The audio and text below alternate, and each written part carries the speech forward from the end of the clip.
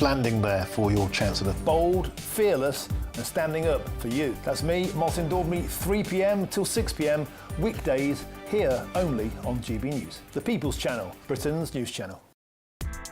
Join me, Nana Akweer, for an informative, interactive news programme with a difference. It's fun. No, he didn't say that, Dave.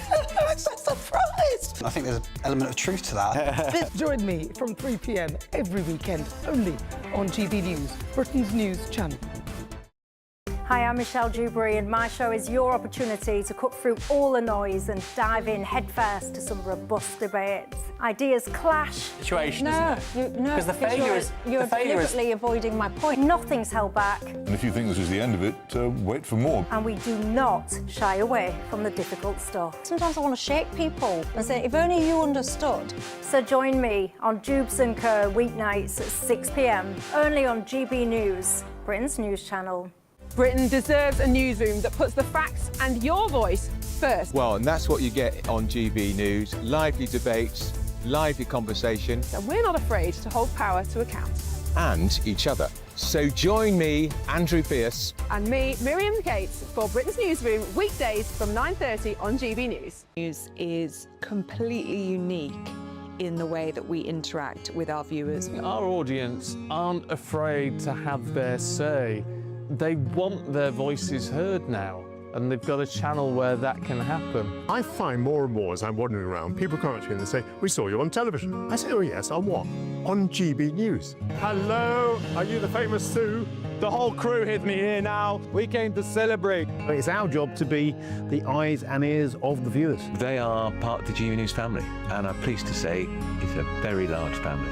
And if people go to the time and trouble of listening and watching, then we've got to do a good job for them. Well, I'm here, right in the epicentre of the protest. Here we go again. You just tuned in.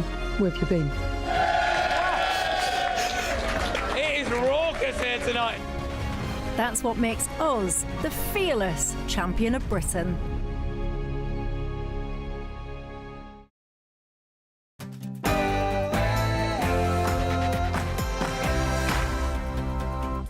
Good morning, live from Washington DC. This is GB News with the stories shaping Britain and America. And breaking tonight, migrants near you. Thousands of asylum seekers could soon be flooding across villages all across the country as the government expands its use of military bases to house illegals. Would you live next door to Krober or next door to a migrant camp? Well, look, I mean, I'm in a constituency that's had asylum hotels as well. Happy, would you, with your children? Look, I do understand, but look, we've got to put people somewhere.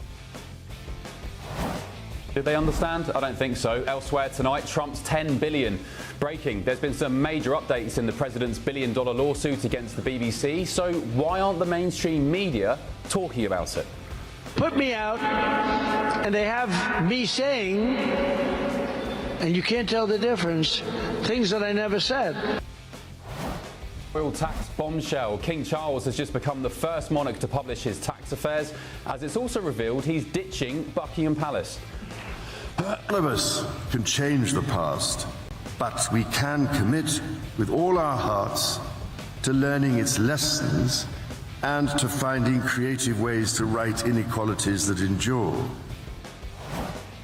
And prison break Britain. Labour preparing to release thousands of serious criminals early, including rapists, sex offenders, paedophiles and killers. Could you imagine that kind of nonsense happening here in America? There's two problems, immigration and energy, and crime too, by the way. Crime. But you have a crime problem.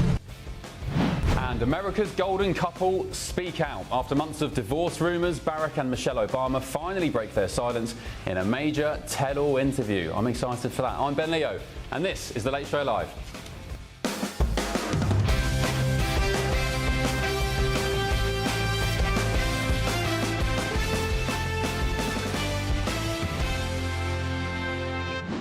Good morning, welcome to The Late Show Live. Hope you've had a good Thursday. Joining me in Washington tonight is my panel, Chair of Overseas Republicans. Sorry, I'll start that again. Chair of Republicans Overseas UK, Greg Swenson, good start. Democrat strategist Mally Smith, did I get that right? And in London, Conservative councillor Elliot Keck and Labour commentator Simon Nash. Hello, boys. Thank you for your company tonight. We'll get to you in just a tick. Right, breaking tonight, Labour promised to end asylum hotels, and technically they have, because instead of hotels, well, they're kicking the can down the road. They're now moving migrants into military barracks. Lucky you. Same crisis, different postcode. If you take the issue of asylum hotels, for example, we had years under the previous government where they didn't process claims. So tens of thousands of people didn't have their claims processed. They were then housed in hotels. That was the policy of the last government. There were 400 at the height of it. It's now about 200. I'm determined that we will close those hotels. We're processing the claims much more quickly, and where people have got no right to be in our country, we're removing them at a higher rate than best part of a decade. So we're taking the action. Yeah, right.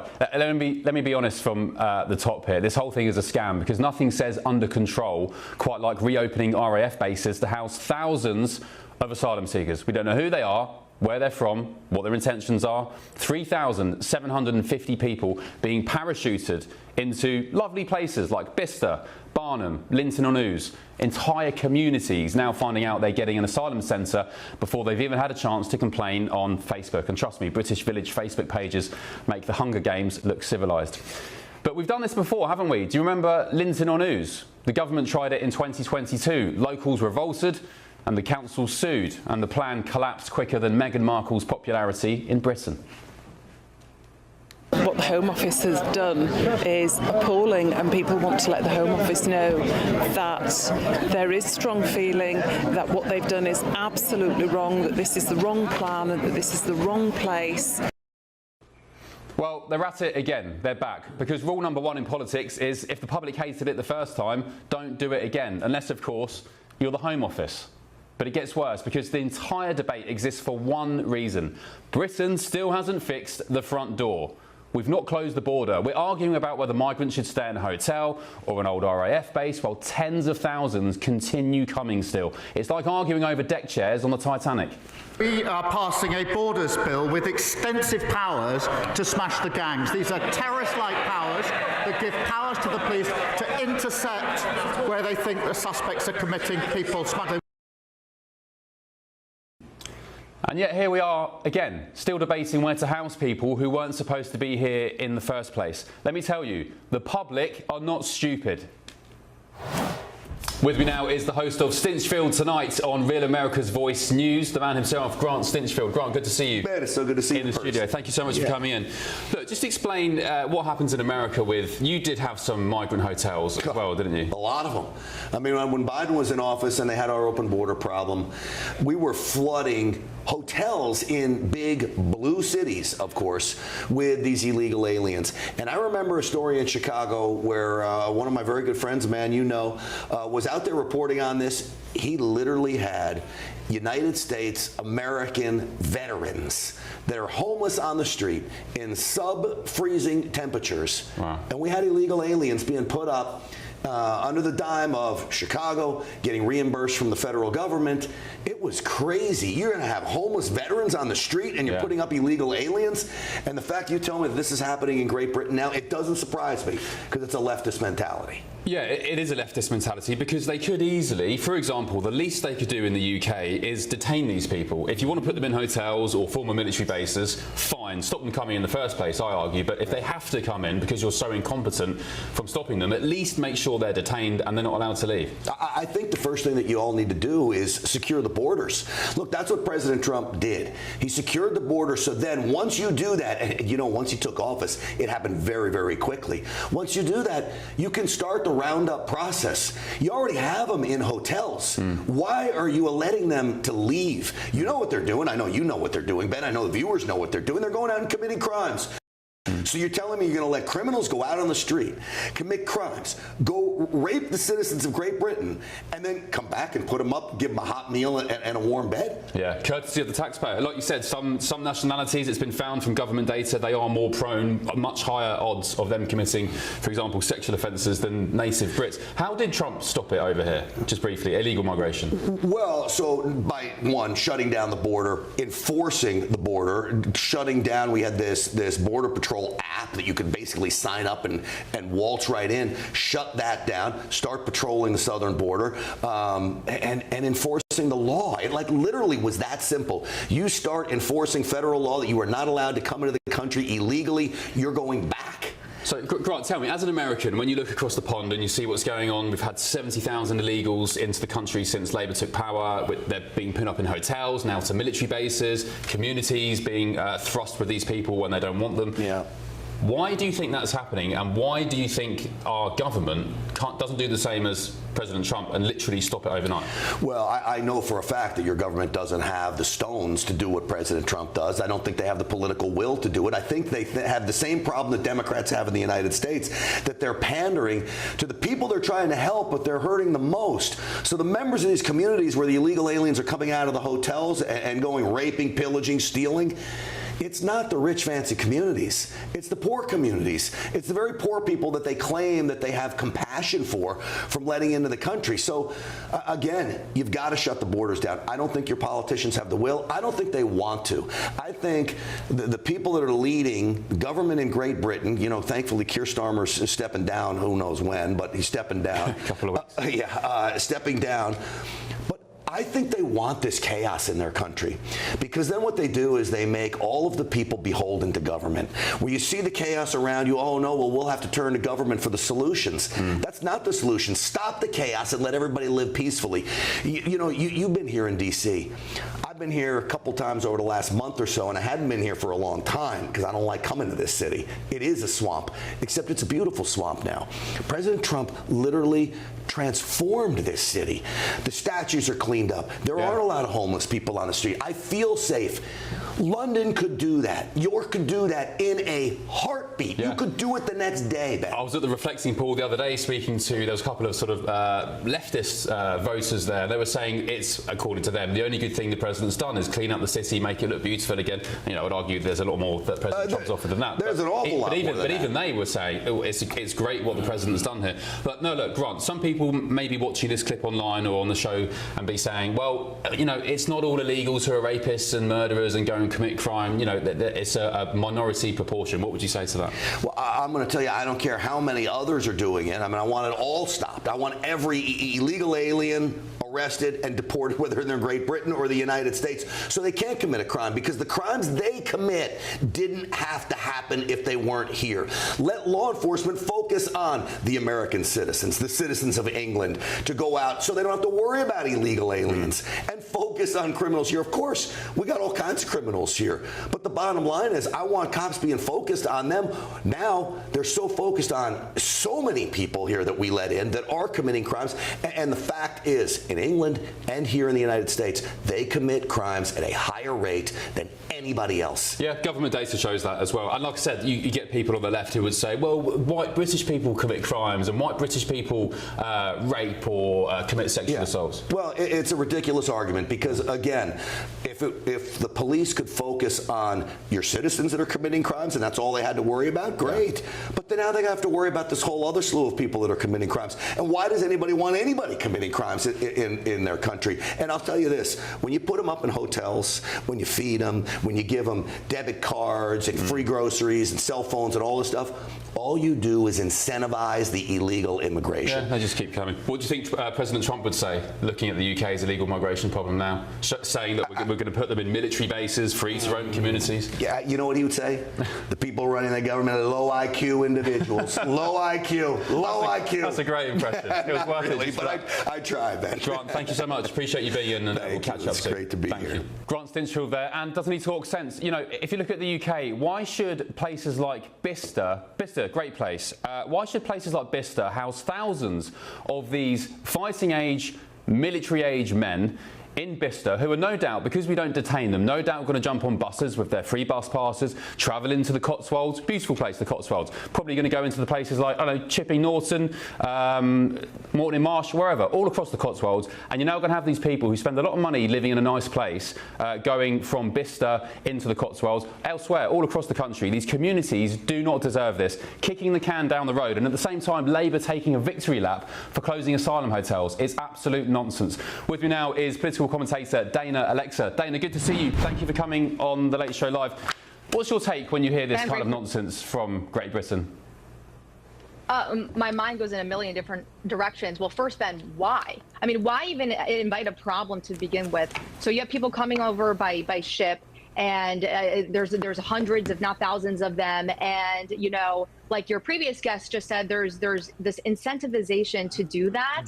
I don't know why the previous Prime Minister Keir Starmer, you know, the way he talks about it, it's more like you're inviting the problem there. And it's probably because if you don't talk about it, you don't win elections. And unfortunately, we have a class of people, the menopausal class, the women, the white women in particular, that bend over backwards for the very people that would kill them. And so it's one thing to migrate to a community, but if you don't assimilate to a community, you don't have a nation.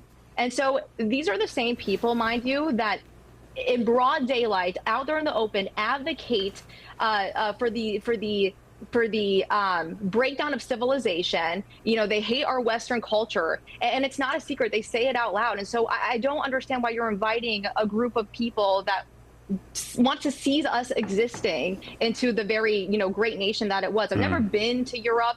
To be honest with you, Ben, I have no will to go to Europe, just from what I've seen from the, you know, the countries and all over Europe. I thought we would take a, you know, a history lesson, and I, you know, could spend an hour doing so, but I'll spare you for that. Dana, let me get your thoughts. Why do you think the government could do this? Why do you think the government, okay, if they're going to flood the southern border and flood our towns and cities in military bases, why do you think our government, our Labour government, don't do the very simple thing of detaining them, making sure they can't leave? Because that is, for me, the big issue. Them being allowed to come and go as they please, get buses into towns and cities, mix with the locals and so on. Why do you think, it's a very simple, basic thing which they could do overnight. Why do you think they don't do that? Why do I think that they don't sit there and vet the very people that they're inviting in is the question? Yeah, pretty much. I think you just answered I mean, it there. honestly, sorry, yeah, it's not that complex, but to put it very bluntly, I just feel like if you don't have active problems like immigration, which has been a main one all across the UK, then you don't win elections. Because right when your country or the region you're in starts to have some semblance of normalcy and things are operating as they should and everything's peaceful and the communities are getting along, you have nothing to run on. And I honestly just think it's all election driven. And it's the same kind of stuff that we do here in America. I hate it. The left does it all the time, the same talking points, the same tactics. And guess what, Ben? It wins them elections. So it's no surprise that you have, you know, Keir Starmer, people in the past, other people in the UK Parliament that advocate for this kind of thing. Yeah, interesting. Yeah, Elon Musk has talked about it a lot in the United States, saying it being very generous. The most generous explanation, and maybe it's one part of the puzzle, is that in future, when these illegal migrants get asylum, they then become citizens, they can vote. And who are they going to vote for? They're not going to vote for the parties who wanted to close the borders. Dana, thank you so much. Appreciate you being on. Please come back on soon when you can. Dana Alexa, political commentator. Thank you. Let's get the thoughts of my panel. Chair of Republicans Overseas UK, Greg Swenson, Democrat strategist Mally Smith, Tory councillor Elliot Keck, and Labour commentator Simon Nash. Good evening to you all. Right, who wants to go first? Mally Smith, let's start with you. Why are our governments doing this to the people of Great Britain and America, previously under Biden? What is this? What's going on here? I don't know. I do think it's funny that trying to tackle this issue, they thought that the hotels were the problem, not the unchecked migration. And the next Prime Minister, Andy Burnham, is going to have to come up with a solution here, because we've seen how this issue really tanked Keir Starmer. I think it's going to obviously be some combination of strengthening the border, cracking down on asylum jumping, because the UK is the last stop here. They are going through other countries where they could claim asylum. They're claiming asylum at the inn. Sound like a right winger, Mally. And then the second thing is they have to process these faster, which means spending money on judges to make sure when there are legitimate claims, those are being heard. Which, you know, I think my answer here, Ben, is probably a little bit to the right of some progressives, saying that, yes, I think there needs to be checks. But I also think, too, as I said, there needs to be spending on judges so asylum claims can be heard, so when they're legitimate, they can stay and it can be processed quickly. So we know what's wrong and why this is happening, but why aren't they fixing it? Because they can fix it, Greg Swenson. They can fix it, and to me, I'll say again, it almost is so incompetent, it seems intentional. Yeah, it is intentional. And in the UK, they want the migrants coming in, as your first guest said, because it creates chaos and more dependency on government. It grows the state. The state becomes a bigger part of not just the migrants' lives and the free stuff, but also the state has to step in to manage the chaos that they've created. In the United States, it's a double whammy. When Biden did this, yes, it was to create chaos, but also, as Dana pointed out, it's all about elections. They flooded these blue states with illegal migrants, even though they can't vote yet, not for at least a few years. It counts in the census. So we have a census every 10 years. That determines how many congressional seats and electoral votes each state gets. And what they're doing, when we're seeing California, Illinois, New York, the people that pay the taxes are moving out because those states are ungoverned and they're being ruined.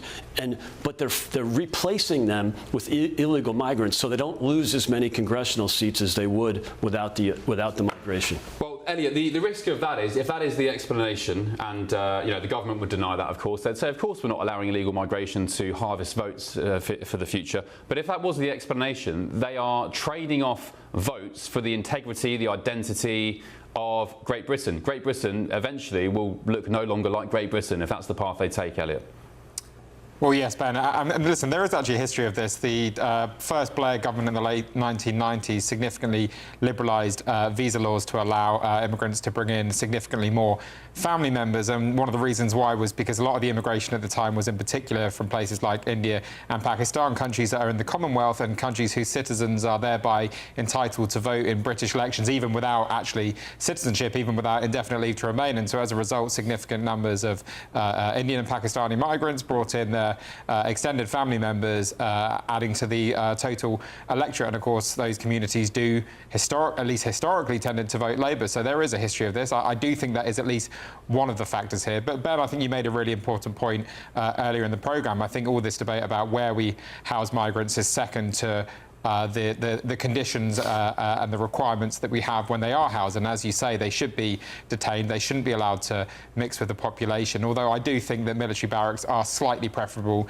to hotels, given the second you take up a hotel, you are removing an important community spaces where people have Christmas parties, weddings, and the like. So listen, the whole situation's a mess. And I do agree with, I think it was Greg that said that this is simply a government that has no interest in actually dealing with this in the long term. I disagree with that. For me, go on, Simon. Well, yeah, I mean, the government is dealing with it. There was a huge issue with migrant hotels, and I recounted that story of a man who, They're not dealing with it. Well, they are. They're moving people from hotels to barracks. The government owns those barracks already, so the rent cost will be £0. Well, I mean, forget the money. Forget the money. These people, these strange people from faraway lands, we don't know who they are, where they're from, what their intentions are, they are still allowed to roam the streets of Britain, to frequent our high streets and cities, to mix amongst our children and our women primarily. What's the difference? Well, I mean, you talk about detaining people. If that is a future policy to restrict the movement of asylum seekers and refugees in the future, well, it'll be much easier to do that on a military base. I don't think that is a huge issue, but I mean, having people in migrant hotels, you can't stop them leaving migrant hotels easily. If they're on a military base, and actually... You don't think it's an issue, Simon, these people are allowed to walk around the streets freely? You don't think that's an issue? Well, it can be an issue, but I think for the majority of them, no. I think the majority of them are good people and treat other people and treat women well. How many rapes and murders is too many, Simon, for you? How many rapes and murders? Rhiannon Sky White, stabbed 24 times in the head with a screwdriver. Poor lad down in Bournemouth. What was his name? Thomas Roberts, I believe he was, killed by a double murderer from Serbia. Another elderly man in Manchester. How many rapes and murders is okay for you before you say, no, they should be detained? Well, should we detain every single white man in Britain in a curfew at 6 p.m. to stop any woman being harmed on any night out? I mean, I don't think that would be... We've got our own misfits and degenerates. We've got our own misfits and degenerates in the UK before importing more. So again, I ask you, how many imported criminals, rapes and murderers, is enough before you say, yes, they should be detained? Well, that's a very difficult question to answer. I think that, putting people in military barracks and making them have good lives there whilst they're seeking asylum and serving them, giving them education, and maybe detaining them there, that might be a better solution than migrant hotels. And the government is doing something about it. Shabana Mahmood is putting through an immigration act at the moment, and that will mean that, the right to family life, this part of the Human Rights Act, which has often meant people can have a child, or they're both from overseas, both claiming asylum, they have a child which is then technically British because it's born here, that means they can't be deported. Well, she's getting rid of that, and no government in the last 10, 15 years has done so. Ben, we do have the statistics on this. Eritreans and people from Afghanistan, who are two of the most overrepresented groups coming over on small boats, they are 20 times more likely to commit sexual crimes than British citizens. And if the argument is that we already have rapists and murderers here in the United Kingdom, so let's import a load more, that does not seem like a healthy or sustainable argument over the long term. Well, I wouldn't agree with... Oh, sorry, carry on, yeah. Go on, Simon. I was just going to say, there was a young girl raped by 3 Afghans. They were jailed not so long ago. Multiple rapes by, let's talk about Afghans alone. They are just more prone, the data backs it up, to raping people, to raping our young girls and women. So it's not a controversial argument to say these people should be detained until their asylum applications are processed, or preferably deported. Well, look, we are where we are. The government is reducing small boat crossings. People are now in migrant hotels. They're moving them to military bases, which are more isolated, which are more away from vulnerable teenage girls. So actually, that is moving forward. And it's okay, while we've got these people here, if they do stop all of the small boat crossings, those people can be processed, and then the problem can be solved. There is an argument, kind of half-jokingly, for DEI for the small boat crossings. They are largely young men, and perhaps they should introduce some kind of DEI thing, so you have an equal number of women and people of different ages. That would solve a lot of problems in an ideal world. Yeah, well, it's all young men who are fleeing war, leaving their families and their women and their kids back in their home nations, and then coming to the UK.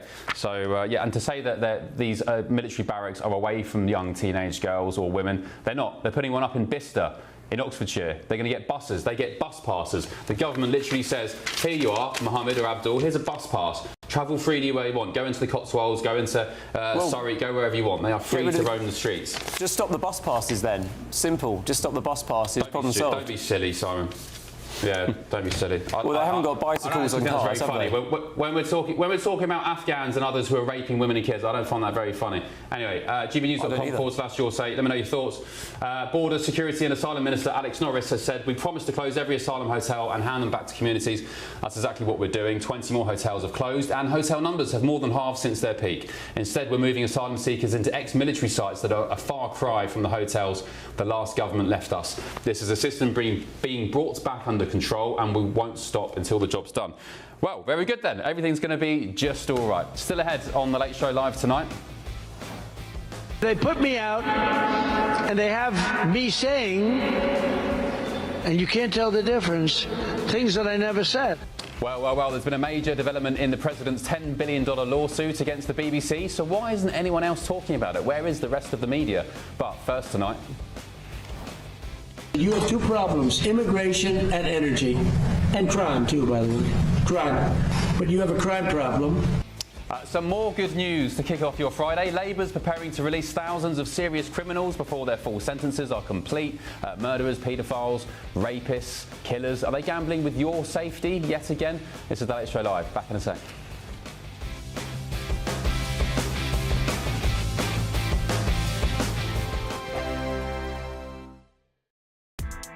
Join me, Nana Akweer, for an informative, interactive news programme with a difference. It's fun. No, he didn't say that, though. I'm so surprised. I think there's an element of truth to that. Join me from 3 p.m. every weekend, only on GB News, Britain's news channel. Hi, I'm Michelle Dewberry, and my show is your opportunity to cut through all the noise and dive in headfirst to some robust debates. Ideas clash. Situation, No, because the failure is you're deliberately avoiding my point. Nothing's held back. And if you think this is the end of it, wait for more. And we do not shy away from the difficult stuff. Sometimes I want to shake people and say, if only you understood. So join me on Jubes & Co. weeknights at 6 p.m. only on GB News, Britain's news channel. From court mornings to warm family brunches. From football to tennis in the car. In the kitchen. GB News Breakfast is there. With the stories you need and the conversations that matter. Anyway, let's talk business. Well, it has been a historic night in British politics. It's astonishing, isn't it? We're here again to start your day just right. GB News Breakfast. Every morning from 6 a.m. Only on GB News. Britain's news channel. Some people enjoy lazy Sunday mornings, but not me. What's the truth of the matter? So that's a very live question. Would you support him if he waters down these plans? Before the spin sets in, I'll be getting to the truth. This is personal. No soft questions, no easy answers. It's one thing if the state has rules in this country. It's another thing whether the police and others actually police them. Setting the agenda and holding those in power to account. You can't really blame her if the system is set up this way. You will not want to miss it, trust me. The Camilla Tominey Show, Sundays from 9:30, only on GB News. From the school run to the home run, watch a new show for all of Britain. He can say whatever he wants. A straight-talking show where all voices are heard. And, when are we going to stop talking about smashing the gangs and actually do it? With the stories that matter from every part of our country. There's a bit of a crash landing there for your Chancellor. Bold, fearless and standing up for you. That's me, Martin Daubney, 3 p.m. till 6 p.m, weekdays, here only on GB News. The People's Channel, Britain's news channel. Westminster's full of talk, but out here, it's the real world. Am I allowed to talk now? No, that's it. This is where it matters, real people and real lives. That's what politics is all about. In fact, has Trump made a good start? No. Straight answers, no spin, and just a couple of pints. How many fingers have I got up? About 10. So join me for Lee Anderson's Real World every Friday at 7 p.m, only on GB News. The People's Channel, Britain's news channel.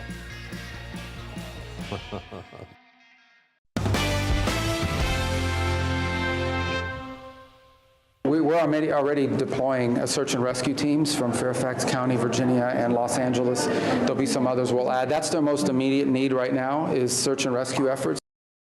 Devastating scenes have hit Venezuela as tens of thousands of people are feared dead following 2 major earthquakes. It's pretty grim, actually. The very latest on that coming up shortly. But first tonight, as many as 6,000 seriously dangerous criminals, including rapists, killers and sex offenders, will be among those freed early from prison as part of Labour's latest plans to tackle overcrowding. It's understood that the Justice Secretary, David Lammy, is set to wave through changes that will see them eligible for release in September.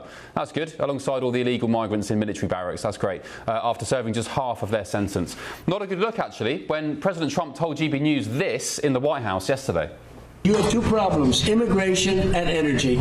And crime, too, by the way. Crime. But you have a crime problem. OK, let's get the thoughts of my panel, Greg, Mally, Simon and Elliot.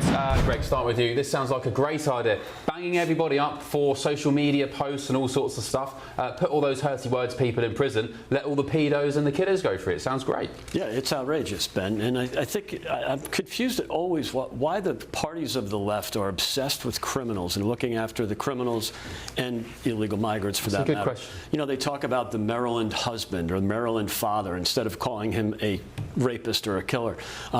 They never mention Laken Riley, killed by an illegal migrant. They surely never mention, Sheridan Gorman, killed by an illegal migrant. These are 19 and 24-year-old girls. And they never mention the 7 black children that were killed last weekend in Chicago.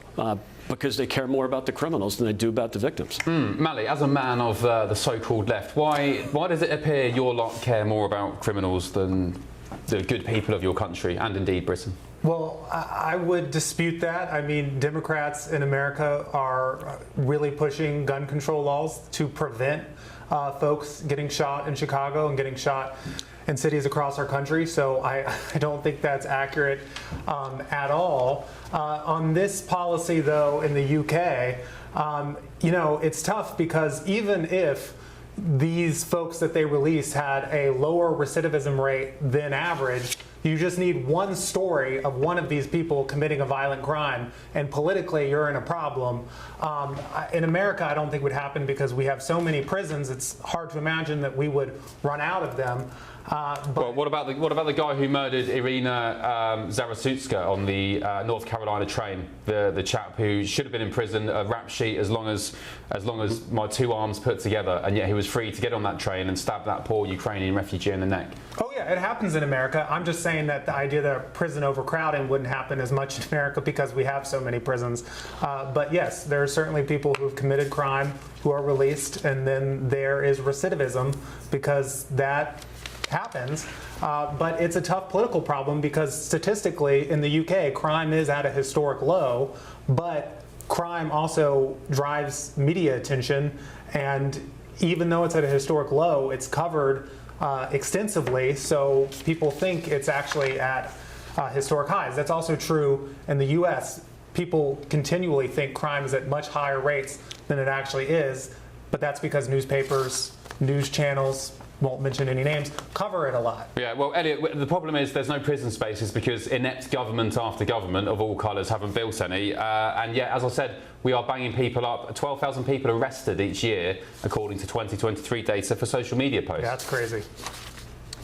Yeah, No, absolutely, and it is a long-term failure of successive governments, including, unfortunately, I'm afraid, the last Conservative government to not build enough prison spaces. It's not an issue that this government has got to grips with. They could have built prison spaces much quicker than they have done. It has been 2 years. I think if you had a government that was determined to deal with this, they would have dealt with it. And looking into this story more, it's really interesting that they claim that this policy is based on lessons that they learned from Texas, where they have a slightly different system for releasing offenders early. In the UK, you get extra time if you behave badly, whereas in Texas, you're released earlier if you behave well. But they've ignored the fact that in Texas, prison sentences are 2, 3, even 4 times longer than in Britain. So, you know, yes, Texas, you may get released early from your sentence, but you're being released early from a much, much longer sentence. And I think that is the real lesson from American justice policy. We need to be keeping these people in prison for much, much longer. We need much more serious, punitive sentences, custodial sentences handed down to prisoners, and I think that's a lesson. And to think that there will be murderers and rapists released after, or it's manslaughter, isn't it, and rapists released after 10 years back onto our streets is just horrifying. Yeah, and Simon, there's also 10,000 foreign nationals in British prisons. I mean, surely we can start by sending them home and we can keep all our own wrong-uns in prison. Well, I'd actually agree with you there. I think if there are foreign nationals in our British prisons, they should be sent back to their country of origin. Now, look, freeing people early does free up space for more people to go to prison. They were minors, but we did have a case recently where there were 2 14, 15-year-old boys who raped some girls around the same age and were basically let off with a slap on the wrist with no prison sentence. And there was a case in Brixton of some young men, they were 18 and over, and they shot someone with a gun from behind and missed, and they didn't get attempted murder. They got like 2 years for some kind of a fray, basically. And I would suggest that was because of the lack of prison space. Actually, I mean, 7.5 years, 15 years prison sentence for something like manslaughter is a long time. Halving that to 7.5 years is still a long time in prison. Similar sentences for rape, you know, 15, 20 years reduced to 10, that is still a long time in prison. And by freeing those people early, I mean, what's the point of prison? It's a preventative measure, so people are scared of committing crime. It's secondly to reform people as well. So that's also to remove dangerous people from our streets, I think is worth saying. And the longer that you can remove them from the streets, the better. Well, in some ways, but then if you move someone from the streets for 7.5 to 10 years, I mean, there is this thing in psychology, over the age of about 28, testosterone levels go down. You're less likely to prevent a violent or sexual crime. So, you know, someone's in prison for 10 years, they're probably not going to reoffend. I would suspect. Criminals? Well, no, I wouldn't say neuter criminals, but no, I mean, basically, okay, people have a rough paedophiles. In fact, I think we should kill paedophiles, or we should hang them. Well, I mean, they should be dealt with severely. I don't think Ian Huntley had a very, fun time in prison, let's say, and he did end up being killed. Are the most brutal child abusers that does happen. So, yeah, I mean... Sounds good to me. Yeah, I'm not going to advocate for the death penalty. I mean, the problem is if you had the actual death penalty, then it'd be a slippery slope thing. You'd have specific examples. I actually agree with Adam Miller, who was on GB News a week or so ago. You know, where you have like the gay couple that molested and killed the baby they adopted, and you know, the death penalty would be a good thing for them. But then if the state then has the use of the death penalty, it'll be a slippery slope to much lesser and lesser crimes. It would set a precedent, and I wouldn't trust the state with that. Paedophiles and child killers, and I think you'll be all right. You could just have it for that. I mean, forget well, anybody I mean, what if you killed someone? What if you killed a child in a car crash? Would you want the death penalty for that? I mean, that's the slippery slope argument, isn't it? Yeah, I wouldn't advocate. Thank you very much, guys. Appreciate it. Prisons Minister Lord Timpson has said we're fixing the broken prison system we inherited. It's always inherited, isn't it? It's the Tories' fault. You've been in power for 2 years. We're fixing the broken prison system we inherited so jails help cut crime, rehabilitate offenders and make our streets safer. That's why we're doubling the maximum extra days prisoners can face for serious breaches of prison rules, ensuring bad behaviour has real consequences. Paul has said on your sake, good morning, Paul, talking nonsense, crime at historical lows, probably the investigation of crime is historically low. One, because they don't turn up. Second, because people don't report it because the police don't turn up. And John, good morning, John from Leicester. You said my son's killer will only serve 3 years out of 12. I've got 3 daughters, 5 granddaughters to worry about. My brain can't take it anymore in this country. And call me old-fashioned, said dead paedophiles don't re-offend. Yep, I'm with you. Right, still ahead on the Late Show Live tonight. 0 illegal aliens have been allowed into our country, a feat which everyone said was absolutely impossible. The Supreme Court this side of the pond has just handed President Trump 2 major wins, which could see his immigration approach become even tougher. But first tonight,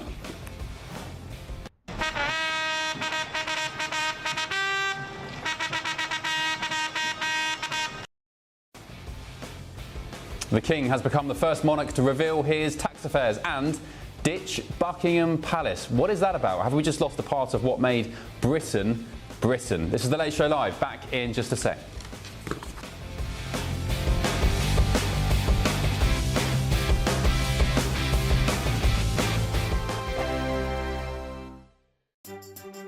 Some people enjoy lazy Sunday mornings, but not me. What's the truth of the matter? So that's a very live question. Would you support him if he waters down these plans? Before the spin sets in, I'll be getting to the truth. This is personal. No soft questions, no easy answers. It's one thing if the state has rules in this country. It's another thing whether the police and others actually police them. Setting the agenda and holding those in power to account. You can't really blame her if the system is set up this way. You will not want to miss it, trust me.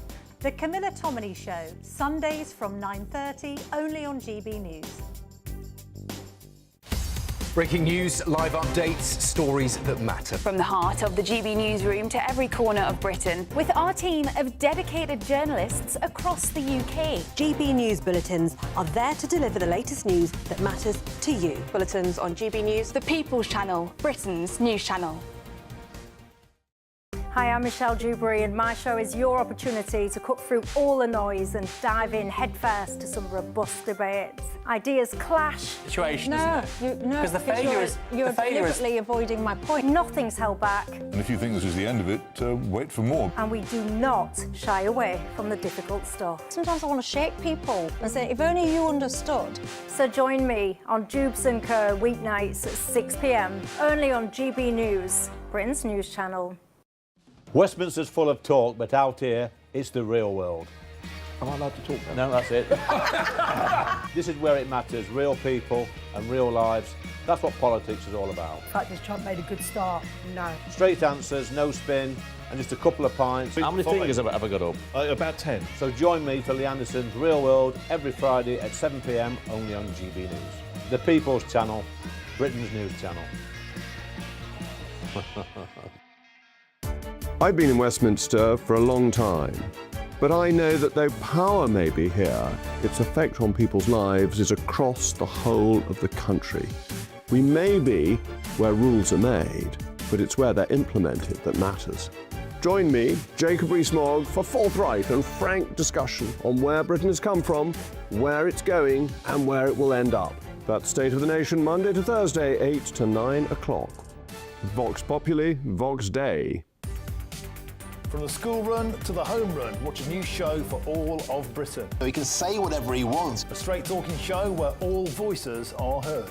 And, you know, when are we going to stop talking about smashing the gangs and actually do it? With the stories that matter from every part of our country. There's a bit of a crash landing there for your Chancellor. Bold, fearless and standing up for you. That's me, Martin Daubney, 3 p.m. till 6 p.m. weekdays here only on GB News. The People's Channel, Britain's news channel. Going to every tournament thinking we're going to win it. This is no different, but I'll tell you what, there's one difference. We are going to win this one. Come on! By the way, we are going to win it. It's coming home. 60 years of hurt coming to an end. The World Cup, of course, in full swing. But in just moments, I'll reveal the alleged identity of the two men accused of nicking England players' World Cup kit. Boots, shirts, costing, well, I think it's about 40 odd grand. Their history will surprise you. But first, tonight, breaking just now, King Charles has revealed his personal tax bill and some astonishing facts about the royal finances. So the King is the first ever monarch to release his tax records and finances. And here are the details. King Charles has paid more than £30 million in tax since taking the throne in 2022. That includes £12.9 million for 2024-25, £11.7 million for 23-24. But this is the big news. The King and the Queen will not live at Buckingham Palace once the £370 million taxpayer-funded refurbishment work has been completed. GB News royal correspondent Cameron Walker has the latest. There is a lot to sift through. I think the biggest takeaway is the question, well, this question for our GB News viewers and listeners. Why has £370 million of public money over a decade been spent on Buckingham Palace when no monarch is unlikely to ever live there again? And that is the question on everyone's lips this evening. So let's just rewind a little bit here. Buckingham Palace went through a 10-year resurfacing programme where an extra percentage of Crown Estate profits was being used to fund that programme of works. Why was it needed? Well, they said that, and it's probably true, of course, that Buckingham Palace was an incredibly old building and it was at a catastrophic risk of fire or flood because the electrics needed updating and the plumbing needed updating, all of which hadn't been updated since the end of the Second World War. So we're talking 70, 80 years worth of old infrastructure there that needed changing. Now, royal aides also insisted, when all of this was being worked out, that the monarch would move back into Buckingham Palace to live and sleep and whatever after that resurfacing work is completed, which is expected next year. But now, royal aides have confirmed that both the King and the Queen will remain in Clarence House when that work is complete. And Prince William has already described Forest Lodge, which is the 8-bedroom mansion in Windsor where he lives with his family, as his forever home, i.e., I doubt very much he will live there either. Now, does it exactly matter? Well, royal aides insist that the King's still going to be using Buckingham Palace. It's still going to be Monarchy HQ. He'll be having official investitures in there, hosting state banquets, all the official garden parties and engagements. He's still going to have some rooms in there as well to either change if he needs to change his clothes for whatever reason, or have a break between engagements, but he's just not going to sleep there, or it's very unlikely that he's going to sleep there, as with other members of the royal family too. Now, a spokesperson for the King has told GB News that the palace will continue in every traditional way to be the beating heart of the monarchy, just not its resting head. It will be a buzzing hive of royal activity in every other way. His Majesty retains huge affection for Buckingham Palace and a deep respect for its role in royal and public life. It will remain a working home, but we are seeking to widen public access precisely to maximise the national benefit of a publicly funded building. And I also understand that the King would rather the palace was used for greater public good rather than greater private benefits. Now, I understand that tours are going to be increased. The north wing of the palace has never been open to the public. Some of it is expected to open to the public later down the line. Meanwhile, of course, the King's income tax has been published. A figure has been published for the first time in history, in British history. He has paid, since the start of his reign, £30 million in income tax. He is in the top 100 taxpayers within the United Kingdom. Prince William, he has also published his tax for the first time. He has paid 20 million or more than 20 million within 2 years, over the last 2 years. And just one final nugget to end on, the royal travel expenses. Well, the official travel for members of the royal family, all working members of the royal family, cost more than £3 million this last financial year. Cameron Walker, thank you very much. £3 million for royal travel expenses. Can't you get the sort of Southern Rail train to Victoria or the Avanti service? Only joking. No, I support the royals. They're worth their weight in gold, literally. Right, still ahead on The Late Show Live tonight. They put me out, and they have me saying, and you can't tell the difference, things that I never said. Well, there's been a major development in the president's $10 billion lawsuit against the BBC. So why is the mainstream media ignoring it? Why is it only us telling you about it? It tells you everything you need to know, by the way, about the BBC. More details on that shortly. But first tonight, the big story dominating tomorrow's newspaper front pages, the King ditches Buckingham Palace. But what do my panel really think? The front page of the Daily Star, the buck stops here. Maybe the best headline of tomorrow. This is The Late Show Live. Back in just a sec.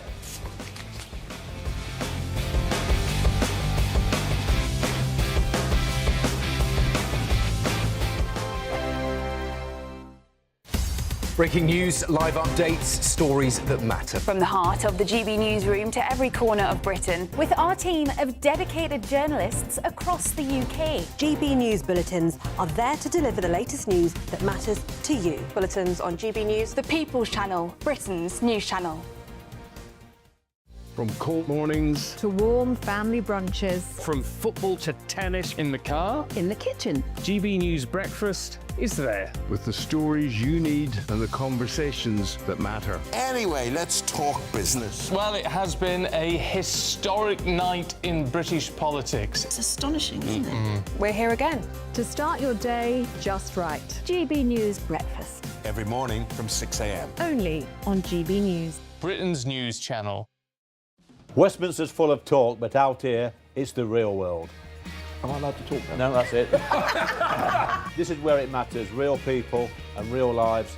That's what politics is all about. In fact, has Trump made a good start? No. Straight answers, no spin, and just a couple of pints. How many fingers have I got up? About 10. So join me for Lee Anderson's Real World every Friday at 7 p.m. only on GB News. The People's Channel, Britain's news channel. At GB News, we love to hear from you, our loyal community. So drop us a line at gbnews.com/yoursay. There you can talk to each other and also to the presenters live on air. gbnews.com/yoursay, because GB News is your channel, Britain's news channel. Join me, Nana Akweer, for an informative, interactive news programme with a difference. It's fun. No, he didn't say that, Dave. I'm so surprised. I think there's an element of truth to that. Join me from 3 p.m. every weekend, only on GB News, Britain's news channel. You want to know what's really going on in the corridors of power? Labour don't know what to do with you half the time, and that makes you quite lethal in the chamber. Get behind the headlines with Chopper's Political Podcast. Join me, Christopher Hope, as I sit down with the great and the good of British politics. We'll see where this ruling takes us. These are the stories shaping our nation. Chopper's Political Podcast, available now on all platforms. Listen in and stay ahead.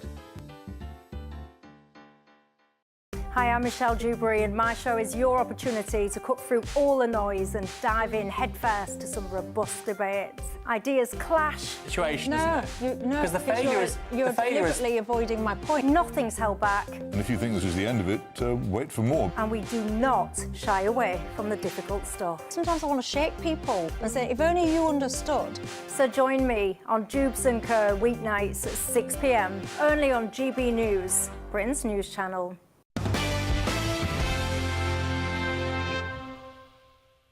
Still ahead on The Late Show Live, World Cup theft shock. No, I'm not talking about England's game against Ghana. I'll reveal the alleged identity of the two men accused of stealing England players' World Cup kit, costing thousands of pounds. And their history, their background will surprise you. But first, let's delve into some of the main stories on the front pages of tomorrow's newspapers, starting with The Telegraph, which is reporting the King and the Queen won't be making Buckingham Palace their home in what is the first change to the monarch's official residence in almost 200 years. My panel are here with me now. Let's get the thoughts of the boys back in London, Elliot and Simon. Elliot, your take on this. The Daily Star front page headline reads, "The buck stops here," which is, I think, my favourite. What's your take on this? Should they be staying in Buckingham Palace to kind of keep up the integrity and the identity of Great Britain? Yeah, listen, I think symbolically that would be nice, wouldn't it? But I mean, it's worth saying that the place that they'll be living is, I mean, it's literally minutes walk, and I think it's you know, with pretty good intentions. I mean, I think as was mentioned earlier, Buckingham Palace is actually pretty rarely open for visits. It's only, I think, maybe 4 to 6 weeks each year, sort of late summer, that is actually open for people to go and visit, and it's only part of the palace that is actually open. So yes, it is a working palace that the royals get to live in at the moment, but the flip side of that is that it means that it's a palace that actually, despite being such a iconic British landmark, people don't actually get great access to. I think actually this is probably a good move. Ultimately, the King and Queen will still remain extremely close to Buckingham Palace. It will still operate, as I understand, as a working office, but we will get a lot more access as the British public. So I think broadly this is a good move, and I'm supportive of it. Yeah, well said. Simon, however, why don't, as you know, the King is the head of the armed forces, why doesn't he section off, I don't know, a quarter of Buckingham Palace, if it's going to be empty anyway, and house homeless veterans? Well, I mean, that's something I've never considered before. That is quite a good idea. Well, his father did create a little thing for trainee vicars, or vicars who want to expand their work and house them in various palaces and helped train them. So they do things like that. Yeah. That was in The Crown anyway. I believe it's true. Look, Buckingham Palace will be used. it will be used for knighthoods. And my parents' next door neighbour, Velma Campbell, a nurse who rose up the ranks after migrating from the West Indies. They said, well, you can have an OBE or you can go to the Queen's garden party, and she chose the Queen's garden party at Buckingham Palace. I know lots of people do enjoy that after years of public service. Some of yourselves might be invited one day. I've not been invited yet. And so the Buckingham Palace will still be used for that. I mean, I suppose where the King sleeps, I mean, really, is that too much of an issue? I don't think so. It's still a royal palace. It's not being sold off to be turned into a Tesco Extra or something. So it's very much part of the Crown Estate, and that's a good thing.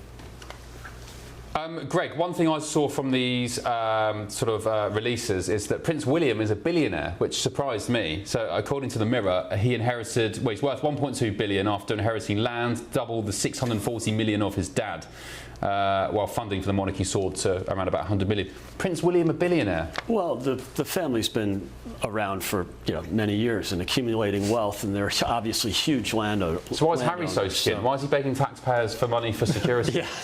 Come on, big man, dig deep into your own coffers. Making so much money from Netflix in the United States. Yeah, Mally, what's your take on the royals? Are you a monarchist? $1 billion as well. No, as an American with Irish heritage, I am not. I don't really get it. Anytime we have these segments on GB News, I try my best. Coming back from vacation this last week, I watched Red, White, and Royal Blue, which is a story about the president's son falling in love with a prince. If a prince wants to fall in love with me, I will be a monarchist. That is the only way I will support this operation. Otherwise, I don't really understand the money here spent. But you guys do you. Well, you got your own king, though, in the White House. You support him? No kings. No. Okay. All right. GBnews.com/your say. Richard has said, what they pay the 30 million in tax with 30 million in tax. Sorry, Richard, I don't understand that. Have you been on the voddies? Granny said, let's call it what it is, propaganda. We can debate all we want. Douglas has said, Buckingham Palace not a royal residence. Khan will soon demand it's turned into a mosque. Then the royal family would use it much more. Douglas, I suggest you're joking there. Khan would obviously deny that. Nick has said, talking about migrants. Ben, me and my family used to live in Bicester. We moved to Brackley 30 odd years ago when our kids were young. Thank God we did. Yeah, that's about it, I think. Any more? One says Buckingham Palace has always been the office. Sorry, Buck House has always been the office and publicly owned, and he's paying for the renovations. Linda said, Ben, it's good to have you back. Hello, Linda. Good morning to you. The most sensible man on this station. Oh, I don't know about that. I don't think my bosses would agree with that. And Kez said, we are paying a small fortune for illegals who are of little to no value to this country to live in free luxury. Do I resent public money being spent on our iconic royal buildings that visitors from all over the world would come to see? Not one bit, although it would be good if Charlie contributed. Is that a point, Elliot? Should the King contribute to the renovations? Well, listen, the way that the sovereign grant works is that the King basically passes on all of the revenues from the Crown Estate, and then he gets a small portion of that back to spend on his role as monarch, including things like renovations. So in effect, he is paying for it through a slightly convoluted accounting mechanism that goes back to George III. But it is not the case that this money is not ultimately coming through the monarchy into the Treasury's coffers. Well, yeah, I mean... OK, good stuff.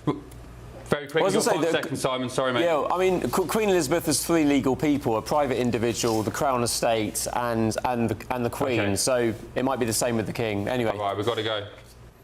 Thank you, Simon. Sorry to squeeze you. More coming up in the next hour, including a major update on this. I'm not looking to get into lawsuits, but I think I have an obligation to do it. This was so egregious. From cold mornings to warm family brunches. From football to tennis in the car. In the kitchen. GB News Breakfast is there with the stories you need and the conversations that matter. Anyway, let's talk business. Well, it has been a historic night in British politics. It's astonishing, isn't it? We're here again to start your day just right. GB News Breakfast. Every morning from 6 a.m. Only on GB News. Britain's news channel. Join me, Nana Okoye, for an informative, interactive news programme with a difference. It's fun. No, he didn't say that, though. I'm so surprised. I think there's an element of truth to that. Join me from 3 p.m. every weekend, only on GB News, Britain's news channel. At GB News, we love to hear from you, our loyal community. So drop us a line at gbnews.com/yoursay.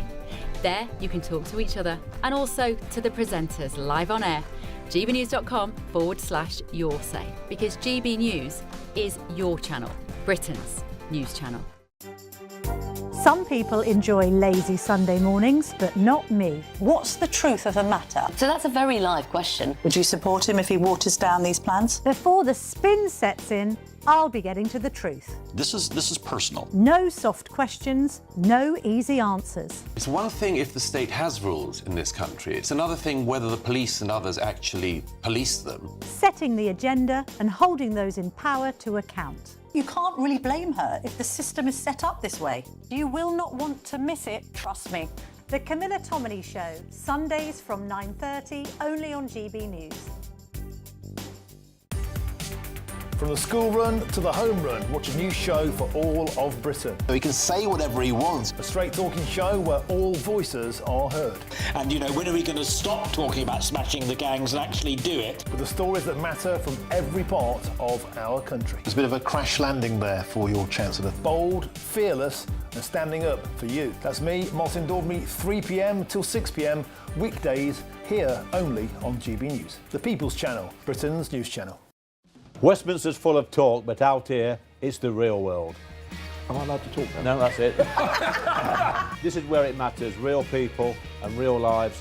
That's what politics is all about. The fact is Trump made a good start. No. Straight answers, no spin, and just a couple of pints. How many fingers have I got up? About 10. So join me for Lee Anderson's Real World every Friday at 7 p.m, only on GB News. The People's Channel, Britain's news channel.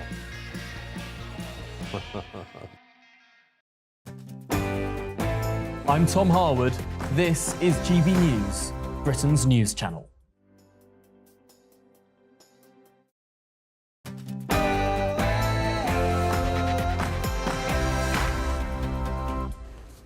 Hello, good morning. Live from Washington, this is GB News with the stories shaping Britain and America. Trump's $10 billion. Breaking tonight, there's been a major update in the president's billion-dollar lawsuit against the BBC. So why aren't the mainstream media talking about it? Put me out, and they have me saying, and you can't tell the difference, things that I never said. Also breaking tonight, some really good news courtesy of this Labour government. Thousands of asylum seekers could soon be flooding villages all across Britain as the government expands its use of military bases to house migrants. Would you live next door to Krober or next door to a migrant camp? Well, look, I mean, I'm in a constituency that's had asylum hotels as well. Happy, would you, with your children? Look, I do understand, but look, we've got to put people somewhere. Charles has just become the first monarch to publish his tax affairs, as it's also revealed he's ditching Buckingham Palace. None of us can change the past, but we can commit with all our hearts to learning its lessons and to finding creative ways to right inequalities that endure. Some grim news in South America. Thousands feared dead as officials warn the death toll from Venezuela's earthquakes could rise dramatically in the coming days. The footage of this online is pretty chilling. It's tragic. Elsewhere, World Cup theft shock. I'll reveal the alleged identity of the two men accused of nicking England players' World Cup kits, shirts, boots as well, costing thousands of pounds. Their history, their backgrounds, well, it may surprise you. And America's golden couple speaks out. It's the moment you've all been waiting for. After months of divorce rumours, Barack and Michelle Obama finally break their silence in a major tell-all interview. I'm Ben Leo, and this is The Late Show Live.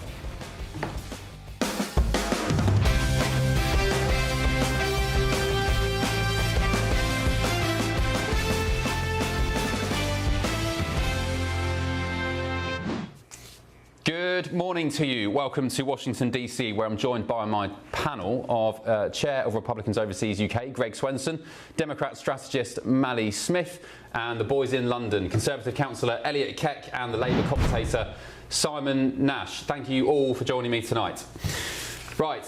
Breaking tonight, the BBC has made an extraordinary request for President Donald Trump's phone records, his private diaries even, and daily schedules from around the time of the January 6th Capitol riots.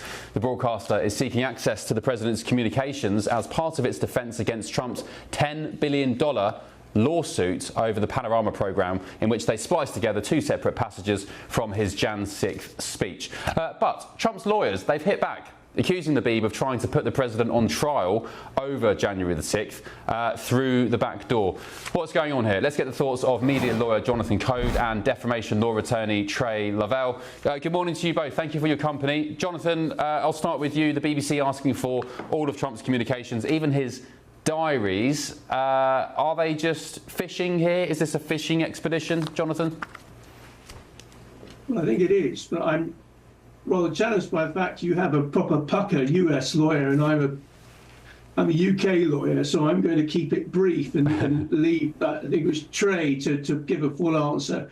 Let me give you a for instance though, because I'm not going to, I'm going to leave Trey to give the technical answer of what's really going on here, but let me explain what the BBC is up to, because that's, I think, a litigation tactic which is common to both sides of the Atlantic.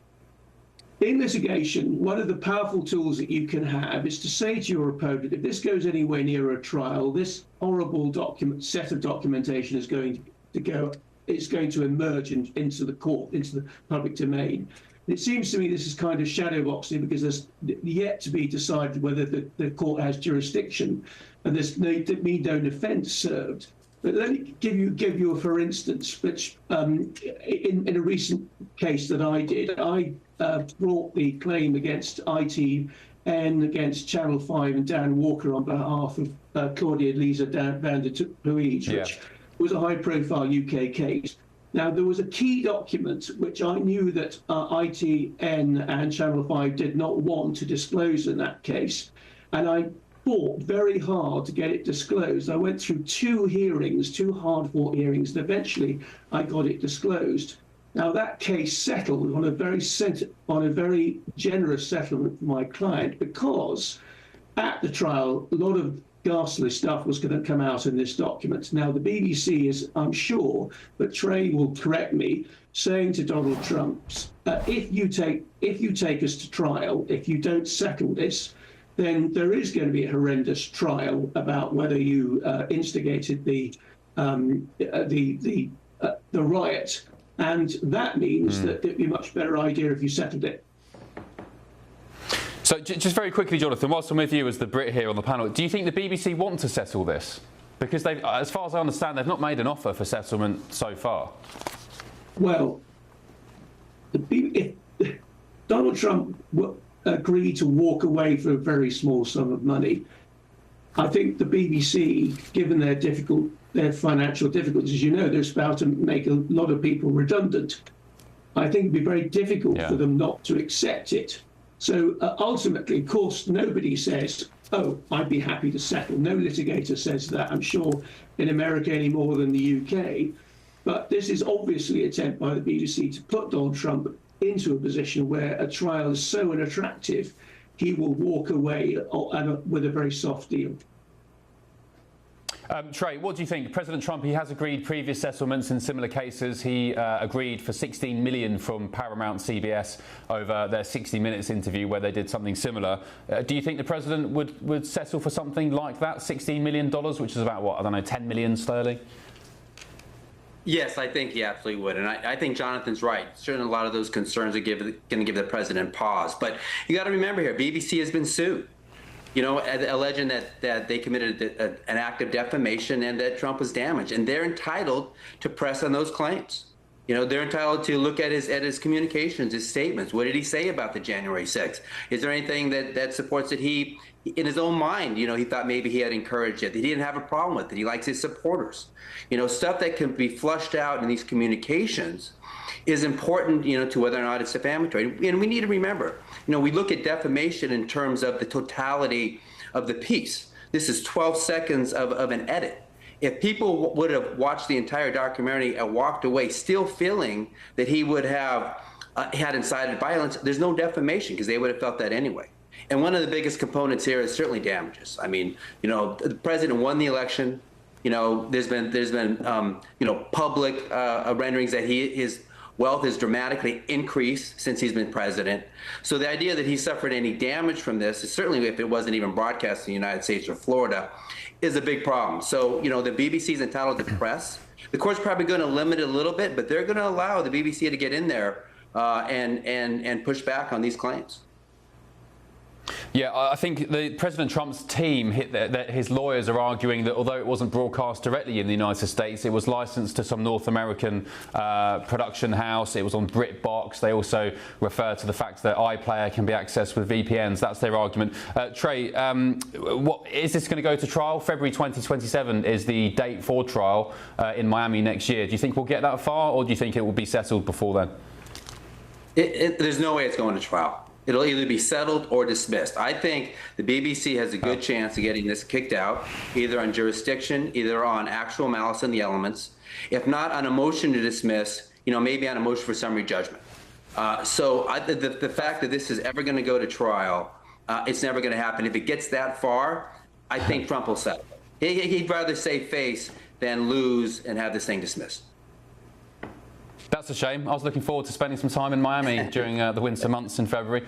Jonathan, what's your take as a media lawyer? How do you see this panning out? I agree with Trey.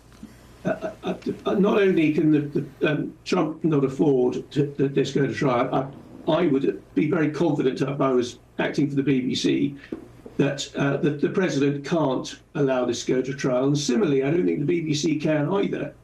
Not least because the sheer cost of the trial is astronomical, and you know there is that risk. So one way or another, it will settle. I entirely agree with Trey. Sadly, I don't think you're going to get your trip to the States to watch it. I must say, I'm sorry too, because it was just so much fun to observe it. But I regret we're not going to be treated to that. Well, I currently am in the States. I'm based in DC, but it would have been nice to go down to Miami. I love Florida. Trey, very last question to you. Sorry to keep you there. Is it a case of who's going to blink first, the Beeb or President Trump? I think so. I think what's going to happen is the BBC's, you know, we're still waiting to hear about the motion to dismiss and what happens with that. Once they get into discovery, you know, the lawyers behind the scenes will be looking to try to resolve this thing. You're right. You know, the thing with a trial is that means evidence, and evidence can be embarrassing. And there's there's going to be a lot of evidence going to be fleshed out that's not going to look good for Trump. And so I think that's going to make an effect. And the BBC, I think Jonathan's right. You know, they don't want this to go to trial. It's expensive. They don't want a chance of losing. So both sides have a lot of incentive. It's got to go down its path, you know, to progress to a certain extent. But at some point, one or both sides will definitely reach out to the other, and this thing will go away. Okay, interesting conversation. Thank you both. Really appreciate it. Trey and Jonathan, thank you for staying up with GB News and The Late Show Live.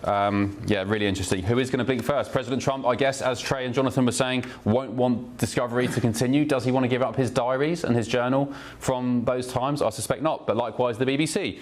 Do they want to keep spending what I assume is licence fee payer money pursuing this in court? Let's get the take of my panel, Greg and Mally. Mally, your opinions? Yeah, I think, President Trump had a string of wins when it came to suing media companies and getting those media companies to settle. But I think he miscalculated on the BBC, because the reason those media companies settled is not necessarily because they thought they were going to lose those claims in court. Most lawyers thought that they would actually win. It's that these media companies had corporate and regulatory issues in front of the government, and they didn't want to get on Trump's bad side. The CBS interview that you were mentioning, there was a merger between Paramount, Skydance, and Warner Brothers that went through. Which needed government approval. Which needed government approval. The BBC doesn't have the same thing over them dealing with regulatory approval from the Trump administration. And I also think too, politically, Trump can feel wronged about the BBC documentary, but it's a simple fact that his popularity dipped to the lowest it ever was after the January 6th insurrection. And I don't think he wants documents coming out talking about what he said, how involved he was or wasn't. That's just politically not good for him. Bringing that back up isn't great. So Sure. I think they'll settle somehow. Surely, Greg, President Trump and his lawyers, I've spoken to his lawyers, surely they would have been prepared for this. So if they didn't want it coming back up or people digging around documents and conversations from around January the 6th, they wouldn't have bothered with this lawsuit, or they were just trying their luck? Yeah, look, I think they're just lawyers doing what lawyers do. There's process here, and the guys are right. I mean, this could be thrown out just on jurisdiction, and then I don't think it will go to trial either. So no, I think they had to anticipate this. This is one of the obvious things, obstacles or headwinds. But I think the president, even if the case is dropped or they settle for a small fraction, he's just pushing back against the media, the fake news. We still have scar tissue from the Russia collusion hoax, the great cover-up of President Biden, the media collusion on COVID, and the Great Barrington Declaration, and Hunter Biden laptop. I mean, there's a lot of scar tissue about censorship and collusion with between the White House, the Biden White House, and the media companies. It is more symbolic, really. Yeah, so I think this is just another way to punch back, which the president is happy to do. Elliot, your take, how far is the BBC willing to push this? Because I guess, they are spending, again, BBC money, I assume it's licence fee money, fighting this as it stands now, let alone going to trial. It's still a costly process, this discovery, Elliot. Yeah, I mean, listen, clearly this is a bit of an absurd stunt from the president. I think even his greatest supporters would admit he's not the thickest skinned man. But, speaking from a British perspective and from a perspective of the British audience, we should remember that whatever the merits of the specific court case and that's going on in the United States, the BBC did absolutely disgrace itself. It's supposed to be our public service broadcaster funded by, it's licence fee payers, but it's taxpayers, because anybody that let's say the only live television you watch is GB News on YouTube, on your tablet, you are still obliged to pay the licence fee. If you don't pay the licence fee, you could end up in court, and if you don't end up paying, you could end up in prison. And despite the fact that the BBC should have that solemn commitment to truth and to honest reporting to those taxpayers that fund it, it disgraced itself by splicing together comments from the President of the United States, the world's most powerful man. So, yes, this is a bit of an absurd stunt from the President of the United States. I think that's absolutely clear, but I think that we shouldn't allow ourselves to forget the way that our public broadcaster disgraced itself. Yeah, indeed. I don't actually think it's that absurd, Simon. When you look at the court documents, their pushback on the jurisdiction is the fact that it was licensed to a North American company, it was on BritBox, they could access it by VPN, and also it's referred to that the BBC advertises itself, puts itself out there as an international broadcaster. You've got BBC America and so on as well. So I don't think the jurisdiction thing actually is the sticking point, Simon. Well, I mean, I'd agree. I mean, I think Donald Trump should learn from Oscar Wilde. So Oscar Wilde, when homosexuality was illegal, he sued a newspaper for libel when they said, well, Oscar Wilde is a homosexual or has been caught doing homosexual acts. And he sued the newspaper for libel and lost that libel case. And then, of course, the police or the CPS at the time, whatever it was known as then, said, well, let's pursue a criminal case against Oscar Wilde. As a result of his attempted lawsuit, he ended up in jail. So I can imagine this case confirming that Donald Trump was somewhat responsible. Let us not forget the US House committee, which stated that Donald Trump lit the fire. The January 6th committee sort of did actually blame Donald Trump. So although the BBC sort of put his words together, which was rather naughty, well, he did kind of encourage the insurrection to a great extent. He could have at any point. If he did do that, I mean, at some point, if he did do that, and he. I was just going to say, if he did do that and he is guilty of sin and caught red-handed, why did the BBC need to fake a clip? By the way, they didn't just do it on Panorama, they did it on a separate incident on Newsnight as well, and a separate thing. They did it twice. Can I add something? Well, I think that... Sure. Go on, Mally. I was going to say, I think clearly, I think President Trump, with the big lie and the fact that he pardoned the January 6th insurrectionists after he was reelected, indicate that he both helped start the insurrection and rewarded the people who did it. However, I think the BBC, in the way they spliced the documentary, was wrong, and I think you can easily make the case that Trump's actions led to the January 6th insurrection without. So why has he not been done for it then? Without the splicing that they did. So, Mally, question to you: if he is caught red-handed inciting an insurrection on January the 6th, why is he not in prison? Because he was re-elected president, and you can't try someone who is president. Yeah, I love the word insurrection. I get a kick out of that because only the left uses that term. But remember that, you know, as it turns out, I think we're going to learn a lot more about Jan 6 and the election. But you know, the SPLC, the Southern Poverty Law Center, which used to be a great civil rights group, was actually feeding and supporting financially the Proud Boys and other groups that were involved in the protests, the mostly peaceful protests. I like that term too.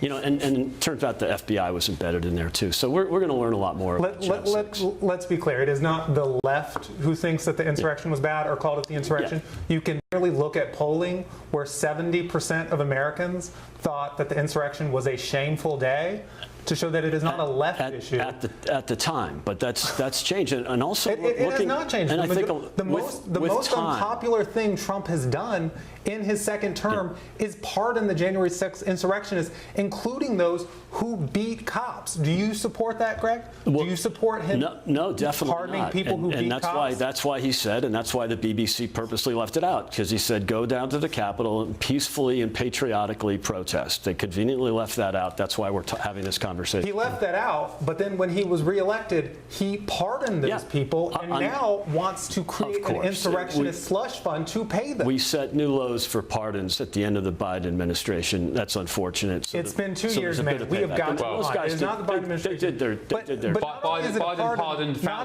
Biden pardoned Fauci. Not only is it a pardon, not only is it a pardon, he wants to pay them. Malbert Smith, why did Biden pardon Fauci? Because he thought the Trump administration would do political. Fauci was responsible for untold harm on millions of people all across the world. The Trump administration would do political investigations, which was proven when he accidentally tweeted. But if he did nothing wrong, why pardon him? Can I answer the question you asked me?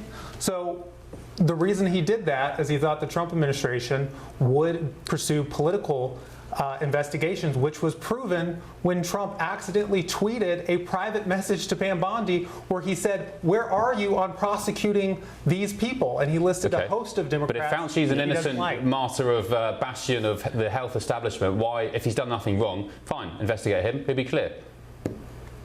Why pardon him? Again, because there was a worry that the Trump maybe because he did something wrong. Maybe because he did something wrong. You mean there's weaponization of the justice system? That's shocking. Well, look, I'm not here to defend the Fauci pardon to the hilt. I'm just telling you why they would be worried about that. And it was proven right when, again, President Trump tweeted out a private message, or was supposed to be a private message. And this is an amazing deflection from the simple fact you guys don't want to defend that President Trump pardoned cop beaters. Okay, Greg, do you support the fact he pardoned cop beaters? As No, Paddy says? of course not. But I think most of them did some time, or did, you know, some jail time. And he thought that there was just overzealous prosecution of them, and you can make that argument. I mean, there's many, many cases of these guys, even people who didn't breach the Capitol. Yeah. I'm not saying them. I'm saying the cop beaters. Yeah. And do you think we should pay them? It was funny. I was on LBC today, and they talked about the. Oh no! Sorry about that. They talked about the deadly Jan 6 riot, and or they might have even called it insurrection because it's LBC. And I had to remind them that there was only one fatality. An who died? Unarmed protester. Who died? An unarmed petite woman, Ashley Babbitt, who I think she was a veteran, wasn't she? Yeah, who was shot by a cop. Yeah. So there we go. Right, Elliot, Simon, any final words?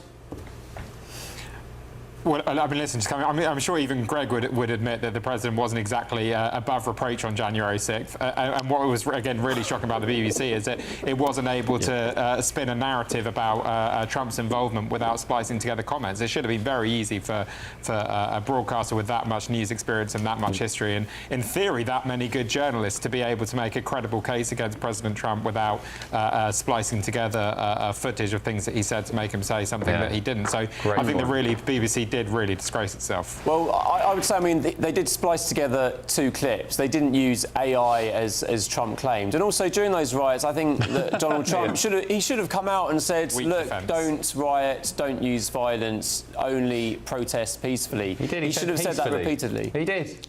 Well, initially, but then what followed? He kind of went back. He kind of went back on that when he pardoned the people who were violent. Well, there we go. We're going around in circles. Right, thank you guys. Appreciate it. And also, Elliot, great point about the BBC. They have. What's the BBC budget, Elliot, from licence fees? Is it something like? Am I making this up? Is it? It's not 300 billion a year, is it, or 30 billion? What's the figure? Do you know, off the top, I mean, it's certainly well into the billions. I mean, the licence fee is £170. Tens of millions of households pay it. So, someone brighter than me, or maybe on a slightly different time than me, can maybe do the maths. It's £180 per household now. It's incredible. In America, you pay nothing, I guess. It's 3.84 billion, so I knew it was a 3. I mean, 300 is a bit optimistic, goodness me. If GBNews had £300 billion budget, we do some right damage. But my point being, Elliot, onto your great point, which was the BBC are funded with pretty much a forced tax. Even if you don't watch the BBC, you have to pay up. You want to watch GBNews, and yet they mess up time after time. The hospital bombing in Gaza, who they blamed the IDF straight away. This case we're talking about now, President Trump. Transit, all of it. They've got so much money and resources at their disposal. Compare that to the likes of GBNews, a lean, mean operation. You know, by the way, with more eyes on us than the BBC. Everybody wants us shut down. Everybody's always complaining to Ofcom, trying to get us off air. The BBC marks its own homework. They don't even have to report to Ofcom straight away. So the whole thing's a joke to fund the BBC. Right, on the issue of the BBC splicing a clip of President Trump, the broadcaster said it sincerely regrets the manner in which the video clip was edited, but added that they strongly disagree there's a basis for a defamation claim. Right, gbnews.com/your say. Give me your thoughts on that. I'll get stuck into those in just a tick. Still ahead, though, on The Late Show Live. After months of divorce rumours, Barack Obama and Michelle Obama finally break their silence in a major tell-all interview. But first tonight... I go into every tournament thinking we're going to win it. This is no different, but I'll tell you what, there's one difference. We are going to win this one. Come on! Well, the World Cup is in full swing, but in just moments I'll reveal the alleged identity of the two men accused of stealing England players' World Cup kit. Shirts, boots or shorts costing thousands of pounds. Any ideas who the men are, where they could be from? More details in just a tick on The Late Show Live.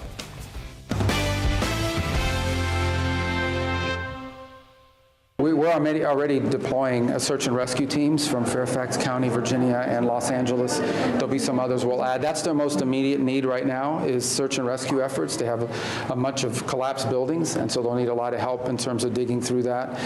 The airport there is badly damaged, so we'll have to rely on the Department of War to deploy assets there. And then we're also helping them with some overhead imagery, especially in coastal areas where they don't have full visibility over what the damage has been and what the impact has been. Those are the acute, like short-term needs over the the next 48 to 72 hours, because in search and rescue, you're trying to get to people while you can still save their lives. That was US Secretary of State Marco Rubio speaking a little earlier. As it's reported, at least 188 people have been killed and over 1,500 injured after two massive, powerful back-to-back earthquakes hit Venezuela's capital, Caracas. Footage and images show plumes of smoke rising above the city and cracks in the ground, with the UN confirming more than 100 buildings collapsed in the magnitude 7.2 and 7.5 quakes. So, yeah, a brace of devastating quakes. With me now is foreign correspondent and Substack author of Notes from America, Sarah Firth. Sarah, great to see you. Thanks for joining us. Really tragic news. I've seen the footage online and it's horrific. Those poor people at a time when Venezuela are going through a massive transition in their country after the removal of Maduro. Yes, and Ben, if you go to the forums right now, there are groups that have been set up as those who are in and around some of those areas that were the epicenter of those two quakes. You said a 7.5 and a 7.2 earthquake that hit just a minute or so apart. And you've got these groups now formed where people are desperately looking for loved ones, for family, for friends. But those are very hard areas to access. We can see both residents and rescuers. They've been combing through the rubble, trying to find survivors. You heard Secretary of State Marco Rubio there. I can tell you, Ben, the State Department have said that they've pledged at least $150 million as part of the rescue efforts. It's likely that there will be more aid on the way to Venezuela. You've got this new alliance now under the interim President Delcy Rodrigo. And look, critically, what we're hearing from experts is that now it's past the 24-hour mark. That rescue and recovery operation has gotten a lot more urgent, because when it comes to the rescue part, obviously time is of the essence. People speak of the 72-hour golden window in these types of situations where people are buried under the rubble. So the race is really on to try and recover some of those people still alive and buried under the rubble right now. Any idea, Sarah, about the US oil interests? By the way, let me just caveat this. You know, oil interests, US capitalism, you know, is in no way a priority above people who have lost their lives or have been injured. I'm not. Let me just make that point. But the US has taken control of oil interests in Venezuela since Maduro was removed. Let's say that. Any idea how the Venezuelan economy is faring, and indeed the oil refineries? Well, look, I think the relationship actually between the United States and Venezuela post that special operation to remove Maduro, as we said, those new alliances being built, that we've seen President Trump talk time again about the growth in the country that's expected as a result of that new relationship.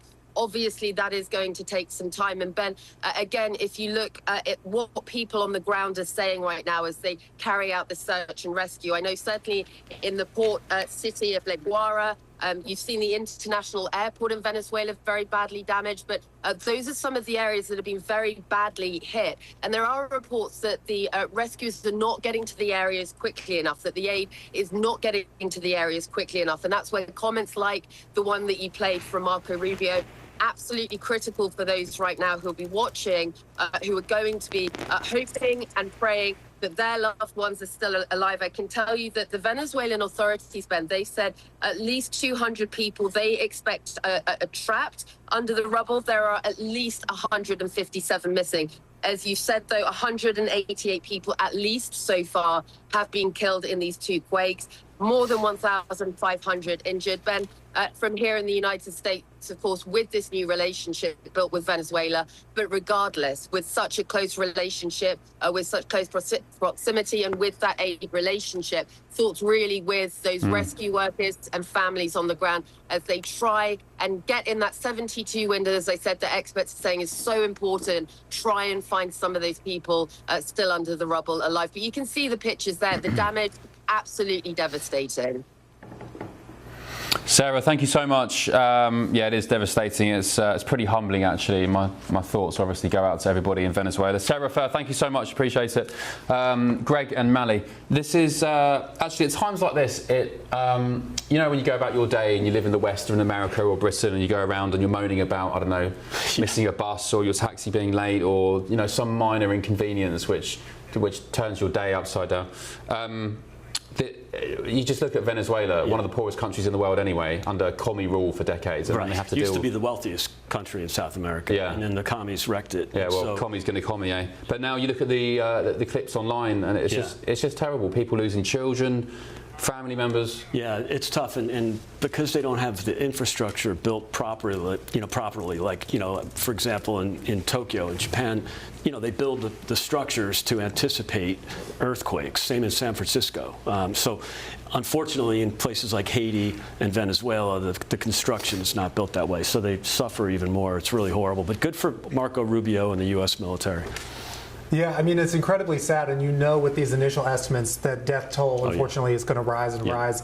And, this would be tough for a rich Western country, earthquake of this magnitude. Yeah. But now, dealing with a country that has been economically mismanaged for decades, it's going to be quite an effort. So hopefully the U.S. and just the international community writ large can really help the Venezuelans pick themselves up from this, recover, and then continue to get out of the mismanagement that Maduro has done for decades.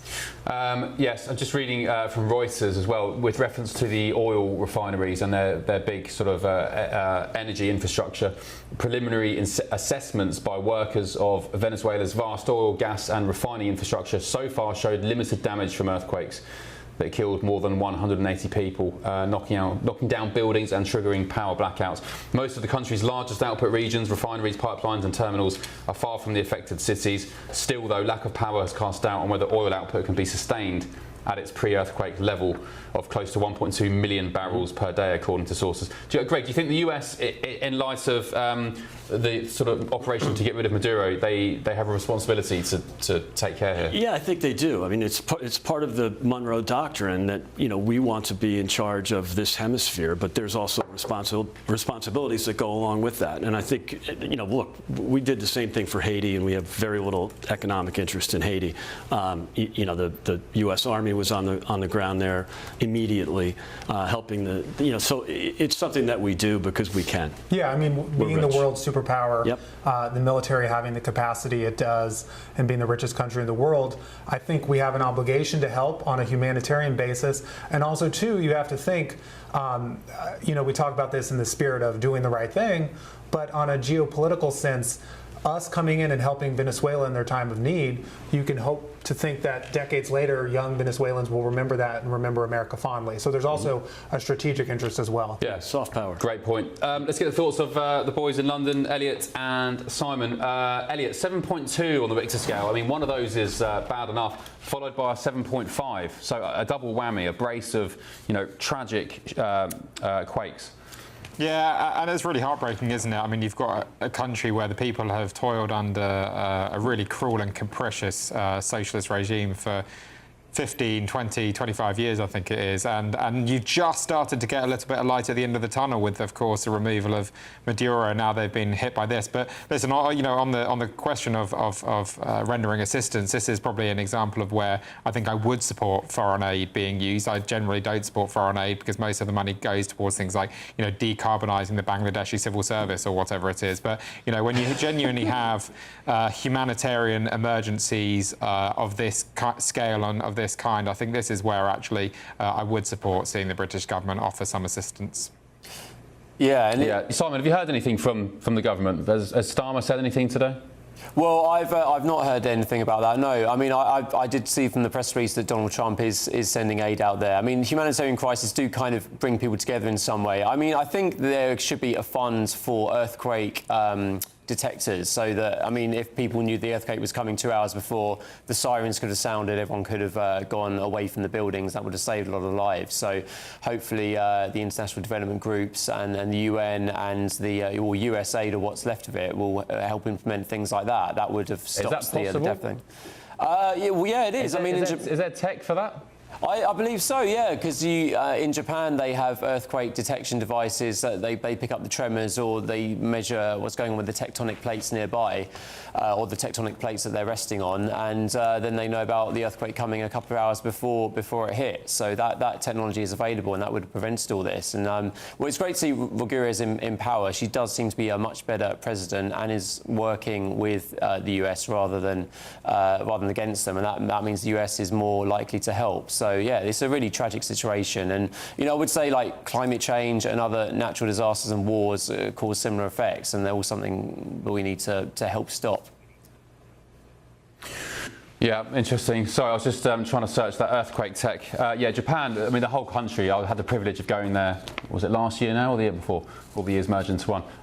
Just insane. I mean, their buildings are built with the intent of withstanding earthquakes. Yeah, amazing country, Japan. Anyway, those poor people in Venezuela, I know it doesn't mean much, thoughts and prayers to them. It's just, I go back to my previous point where it just puts into perspective the lives we live in the West, where really, in Britain at least, we're not on any fault lines. Everything, for the most part, apart from fighting age migrants from sub-Saharan Africa being flooded into the country, we lead pretty privileged lives in the grand scheme of the rest of the world, and it just puts things into perspective. There's poor kids, there's poor families living a pretty lackluster life compared to us in the West anyway in the first place. So anyway, it makes you think, doesn't it? A Foreign Office spokesperson says following the devastating earthquakes in Venezuela, the UK government is working to support a rapid humanitarian response, helping to address urgent needs on the ground. We're working closely with international partners to ensure a coordinated response, and our UK International Search and Rescue Team stands ready for deployment. Right, still ahead on The Late Show Live tonight.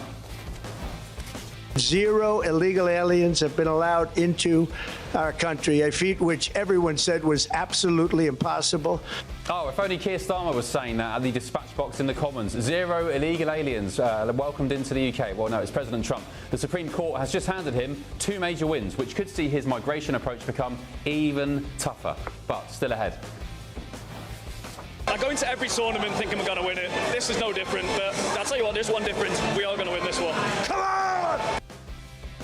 I'm absolutely loving the World Cup, loving all the games. I loved Boston and Dallas with England, Boston with Scotland as well. But there is another story emerging away from the football. It's the alleged identities of 2 men accused of stealing England players' World Cup kit from a van in Kansas City. Those extraordinary details and the story coming in just moments. Let's get a quick look at your weather. Back in a sec.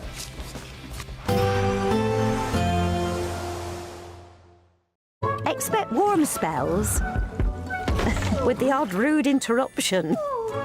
Box Boiler sponsors the weather on GB News.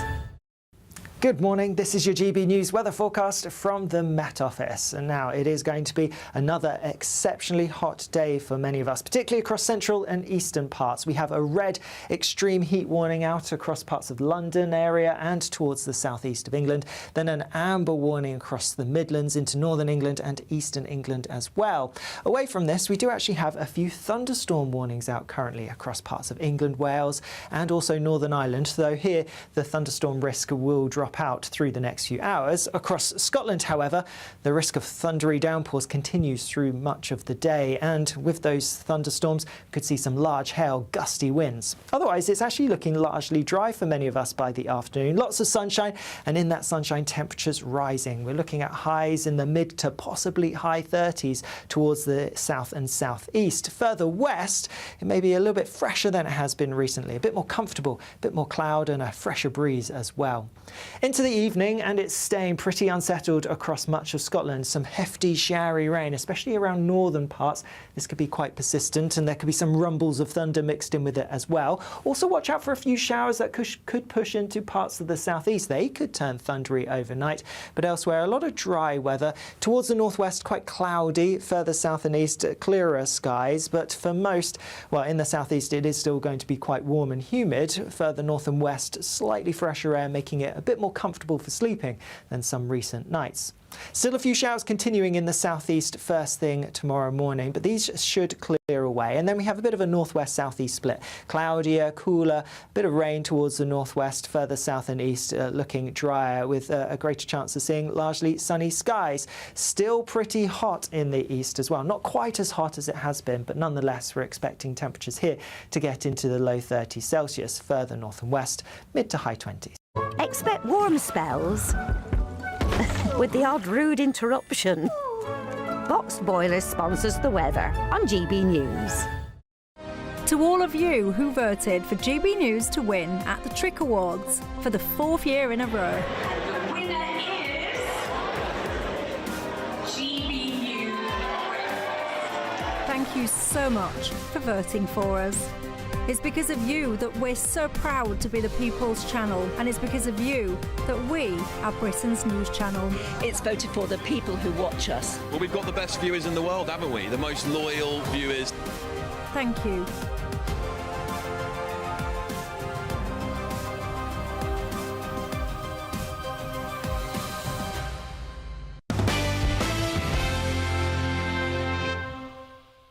We have a communist coming to the White House because that's who the Democrat Party elected as the mayor of the largest city in the country. Still ahead tonight, a landmark New York primary result shows Democrats are moving even further to the left, if they could anyway, mirroring Britain's Green Party. Of course, Zohran Mamdani now the mayor in New York City. But why is the Democrat Party lurching even more to the left? That's coming up shortly.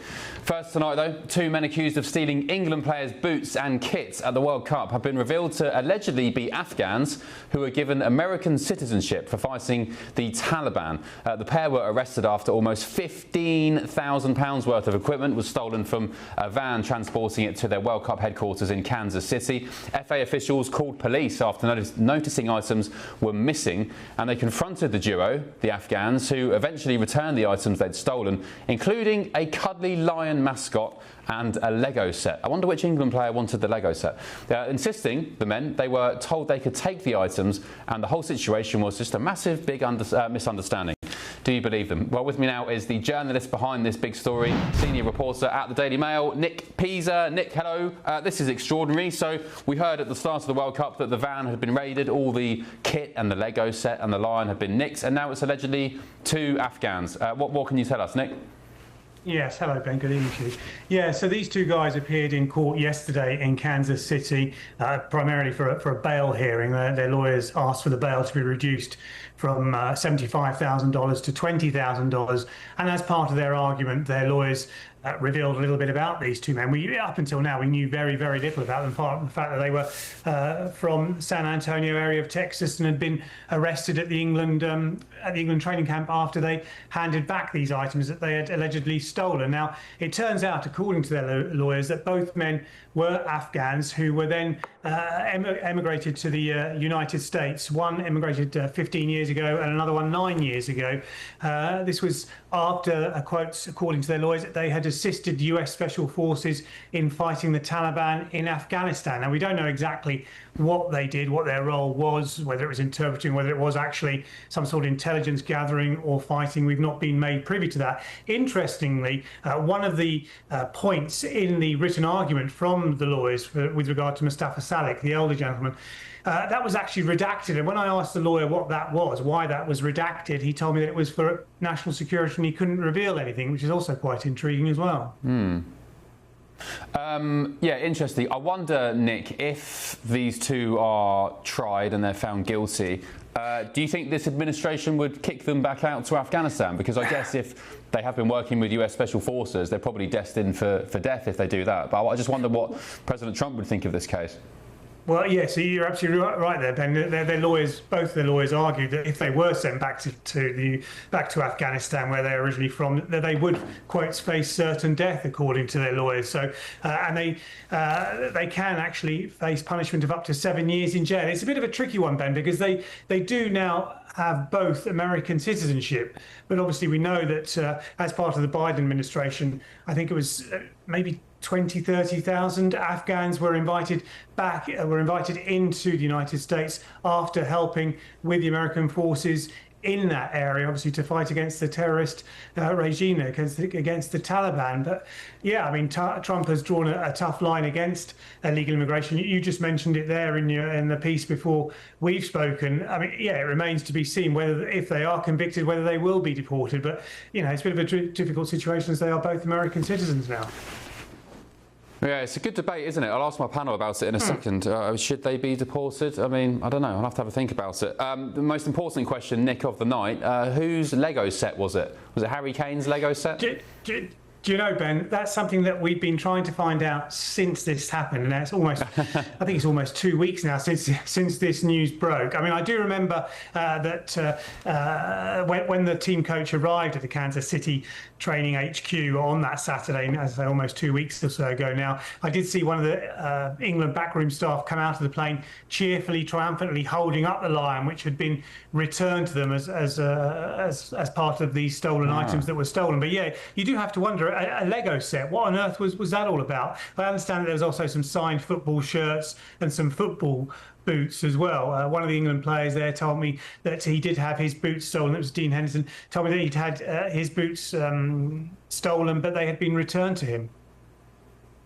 Yeah, I wonder if Harry Kane's shooting boots were stolen for the Ghana game as well. That 5-yard miss, Nick, was a horror miss. Crikey, yeah, that's a very very good point, Ben. But I mean, hopefully things will pick up on Saturday in New York. I mean, I travelled down from Boston today on the train. It's a good 4-hour journey. There were several England fans on that train as well. They were all upbeat. They were all looking forward to the match, and they said, okay, look, we had a bit of a blip. It was a bit of a damp squib. The weather, you know, they were hoping that the weather might have helped them. Yeah. They all got soaked, but yeah, they are confident that on Saturday things will improve. Well, I'll see you in New York, my friend, on Saturday. I'll be there. We'll grab a slice of pizza maybe, and I'll see what other scoops you've got for the Daily Mail to share with GB News. Nick Pisa, global correspondent for the Daily Mail. Thank you, mate. The two men accused in this incident deny the allegations. A lawyer for Irfan Kamal says this was a misunderstanding, adding that his client cooperated with the investigation, didn't flee law enforcement, and doesn't pose a danger to the community. His defence also says theft is abhorrent to his Muslim faith. Mustafa Salik's lawyer made similar arguments in court, saying his client also denies the accusations. Both men insist they would never steal anything because it's against their religion to do so. They haven't been convicted of any offence yet. Very quick word, Greg? Should they be deported if found guilty?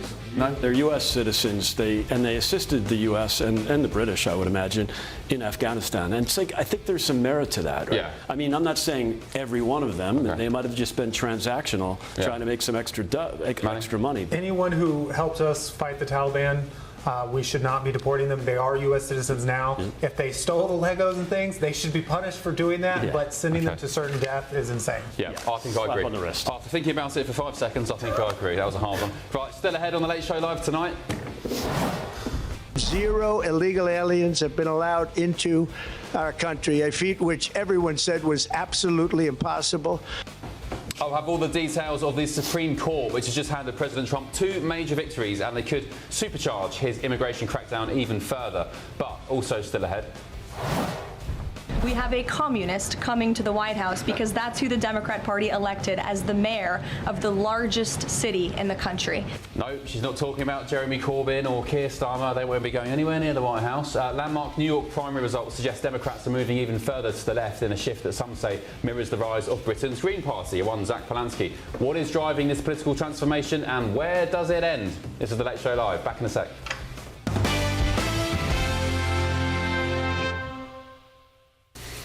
Paper time, let's look at the front pages.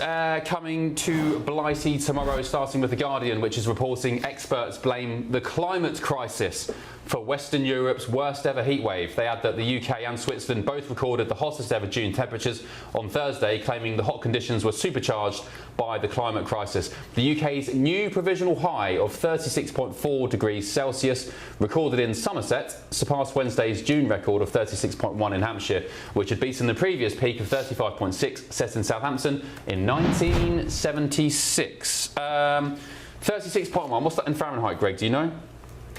Celsius 92. Is that hot for America? It's 96.8. No. I mean, it depends on where you are. DC, though, we had a few days that were getting close to 100 recently, so In the U.S. South, that would be an average day. Okay, well, in the UK, it's records, Greg, so everybody's blaming the climate crisis. Now, first of all, hang on, first of all, I'm not saying climate change doesn't exist. Obviously, it does. The climate is changing. Things are getting hotter. Yeah. But the question is about man-made climate change. How much influence does man have on rising temperatures?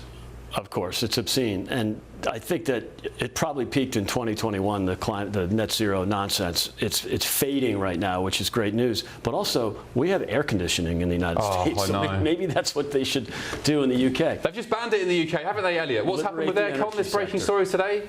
Yeah, they've brought in much stricter regulations for new builds in particular, and it's really bizarre because the Net Zero Brigade both insist that climate change is happening and the world is getting hotter, and yet they're refusing to allow us the most obvious and simple adaptation to climate change. If you go to a country with weather like we've had in the last few days, but you have air conditioning, it's actually quite a nice weather to be in because you can escape it very easily. In the United Kingdom, because we have essentially banned air conditioning, it is impossible to escape and it's absolutely miserable. Well, I would disagree. I mean, if you go to sort of Arab countries or like Morocco, you don't need air conditioning. You can build buildings. You have a natural airflow through the building, and in a British house, you can open up the windows upstairs and open up the windows downstairs. Not enough, Simon. Well, it can be, and you close the curtains. I mean, get 2 buckets of water and put your feet in them underneath your desk. That's a great way to stay cool. Or an old cleaning bottle and spray yourself with water. But Simon, Moroccans have been building their houses for centuries based on the assumption of hot weather. We have the number of people in the United Kingdom that live in houses designed in the 1800s, 1900s. So you just want to knock down all of those houses and rebuild them so that you can... I mean, it's just completely absurd. Just allow us to have air conditioning. It's not that difficult. Well, no, I mean, just adapt. They cracked it a long time ago. No, I mean, the principle of having, like, large sort of doorways and windows open in the downstairs of a building and having the same at the upstairs. Of course, you have the sort of health and safety... Just do air conditioning. Well, no, because that causes more climate change. I spent 2 months in India. I spent 2 months in India, one of the poorest countries in the world, and everywhere has air conditioning. Well, I mean... Can I just say, as an American who loves his air conditioning and also doesn't understand how the UK and Europe doesn't put ice in their drinks, that's another issue. You guys can do both. You can invest in green energy, we can put solar panels on things, and you guys can have air conditioning. Well, no, we can't, because all the nutty commie green zealots are saying that air conditioning is bad for the environment. No, I'm saying that's insane. Even also, the solar panels melted in the heat. The US and the far left wouldn't do that. Did they, Elliot? They melted in the heat? Yeah. So a number of solar panels malfunctioned and stopped working because they got too hot. That's an argument for better quality solar panels. Look, I mean, you have these ridiculous regulations of, like, schools and some buildings. Oh, the windows can only open up that much in case someone falls out of the window. Get rid of that nonsense. Let people have windows that open up massively on schools and other public buildings. But Simon, have big if it's open hotter roofs. outside than it is inside.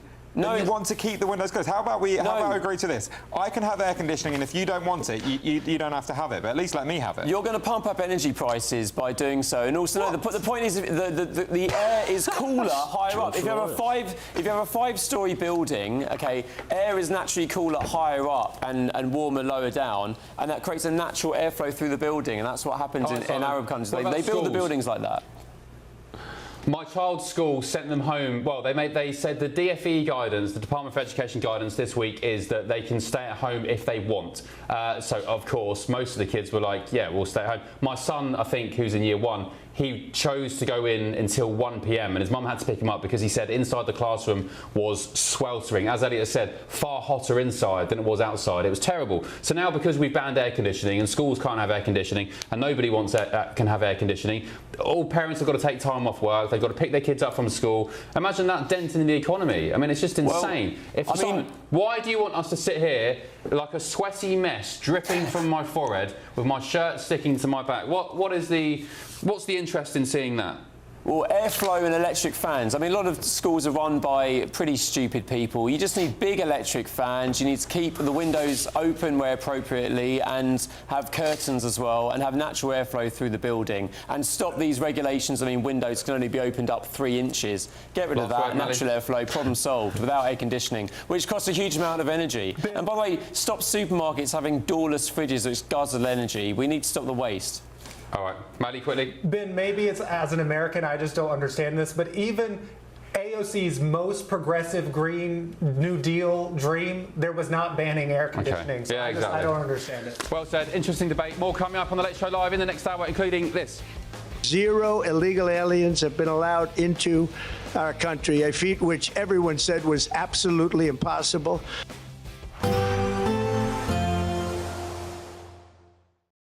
Today, clouds overhead, total zen within. Boxed Solar sponsors the weather on GB News.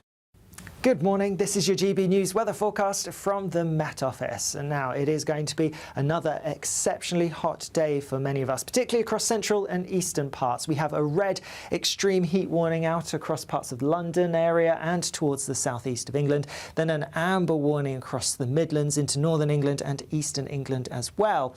Away from this, we do actually have a few thunderstorm warnings out currently across parts of England, Wales and also Northern Ireland, though here the thunderstorm risk will drop out through the next few hours. Across Scotland, however, the risk of thundery downpours continues through much of the day, and with those thunderstorms could see some large hail, gusty winds. Otherwise, it's actually looking largely dry for many of us by the afternoon. Lots of sunshine, and in that sunshine, temperatures rising. We're looking at highs in the mid to possibly high 30s towards the south and southeast. Further west, it may be a little bit fresher than it has been recently, a bit more comfortable, a bit more cloud and a fresher breeze as well. Into the evening, and it's staying pretty unsettled across much of Scotland. Some hefty showery rain, especially around northern parts.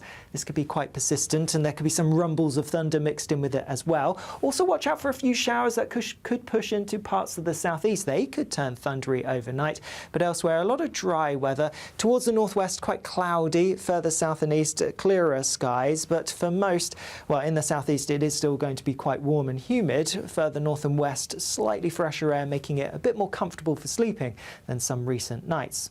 Still a few showers continuing in the southeast first thing tomorrow morning, but these should clear away. And then we have a bit of a northwest-southeast split. Cloudier, cooler, a bit of rain towards the northwest, further south and east looking drier with a greater chance of seeing largely sunny skies. Still pretty hot in the east as well. Not quite as hot as it has been, but nonetheless we're expecting temperatures here to get into the low 30s Celsius. Further north and west, mid to high 20s. Today, clouds overhead, total zen within. Boxed Solar sponsors the weather on GB News. Britain deserves a newsroom that puts the facts and your voice first. Well, and that's what you get on GB News. Lively debates, lively conversation. And we're not afraid to hold power to account. And each other. So join me, Andrew Pierce. And me, Miriam Gates, for Britain's Newsroom, weekdays from 9:30 on GB News. Bold. They are under no illusion. Ray. Are you a human trafficker? Boundless. I've had enough of the nonsense, and I'm not afraid to say it. Don't get us on the BBC. Every weeknight, I tear through the headlines. The smell of gasoline. Should we be worried about it? From Westminster madness to cultural war chaos. What we're going to do now is they are throwing things out the cars as we speak. Get ready, Britain. Here we go. Patrick Christie's tonight, weeknights from 9 p.m. only on GB News, Britain's news channel. From the school run to the home run, watch a new show for all of Britain. He can say whatever he wants. A straight-talking show where all voices are heard. And, you know, when are we going to stop talking about smashing the gangs and actually do it? With the stories that matter from every part of our country. There's a bit of a crash landing there for your Chancellor. Bold, fearless and standing up for you. That's me, Martin Daubney, 3 p.m. till 6 p.m, weekdays, here only on GB News. The People's Channel, Britain's news channel. From court mornings to warm family brunches. From football to tennis in the car. In the kitchen. GB News Breakfast is there. With the stories you need and the conversations that matter. Anyway, let's talk business. Well, it has been a historic night in British politics. It's astonishing, isn't it? We're here again to start your day just right. GB News Breakfast. Every morning from 6 a.m. Only on GB News. Britain's news channel. Westminster's full of talk, but out here, it's the real world. Am I allowed to talk now? No, that's it. This is where it matters, real people and real lives. That's what politics is all about. In fact, has Trump made a good start? No. Straight answers, no spin, and just a couple of pints. How many fingers have I got up? About 10. So join me for Lee Anderson's Real World every Friday at 7 p.m. only on GB News. The People's Channel, Britain's news channel. Some people enjoy lazy Sunday mornings, but not me. What's the truth of the matter? So that's a very live question. Would you support him if he waters down these plans? Before the spin sets in, I'll be getting to the truth. This is personal. No soft questions, no easy answers. It's one thing if the state has rules in this country. It's another thing whether the police and others actually police them. Setting the agenda and holding those in power to account. You can't really blame her if the system is set up this way. You will not want to miss it, trust me. The Camilla Tominey Show, Sundays from 9:30, only on GB News.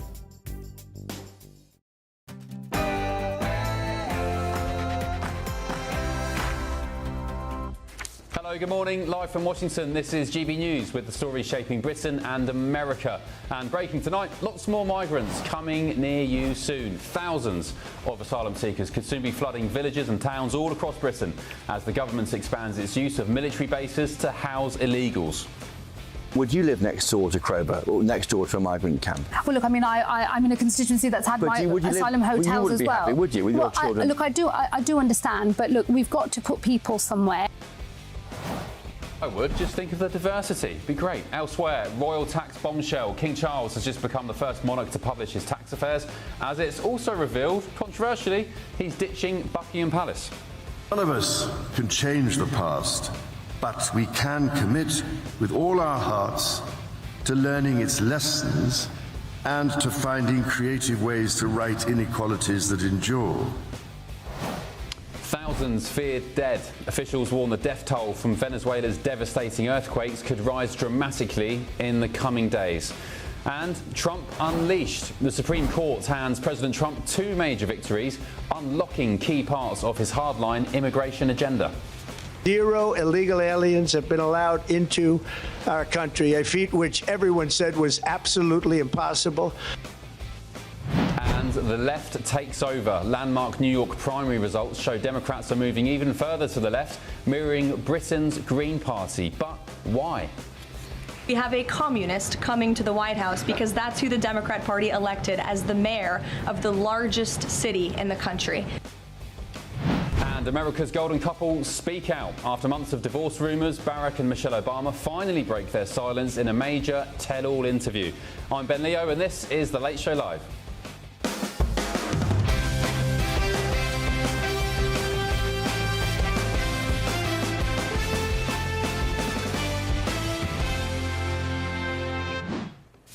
Good morning to you, hope you're well and you've had a great day. Joining me in Washington is my panel, the chair of Republican Overseas UK, Greg Swenson, and Democrat strategist Mally Smith. And in London, Conservative councillor Elliot Keck and the Labour commentator Simon Nash. Thank you all once again for your esteemed company. Appreciate it.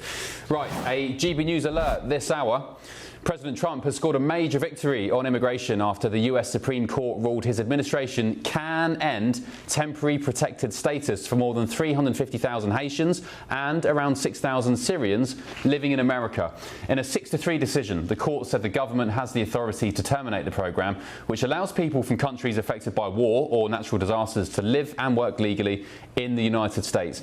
The ruling clears the way for those protections to be withdrawn, potentially leaving hundreds of thousands of people at risk of deportation. The court, by the way, also handed the administration another win, ruling that migrants who have not yet entered the United States can be turned away at the southern border rather than being allowed to claim asylum. But this is the message today from the Democrats. He has ordered the termination of every TPS designation that has come up for renewal. That's 13 countries. That is not a careful evaluation of conditions on the ground. It's a coordinated campaign to rip legal protections away from immigrant families. When hundreds and thousands of people have work authorizations, businesses lose workers. School teachers and schools will be lost. Hospitals lose caregivers. American children risk losing their parents. Today, it's Haitians and Syrians. Tomorrow, it could be any one of our TPS communities, our families, our neighbors. Right, so what does this mean? Why is it so controversial amongst those, particularly on the left? Well, with me now is the Vice President of the Government Accountability Institute, Eric Eggers. Eric, thanks for your company on The Late Show Live.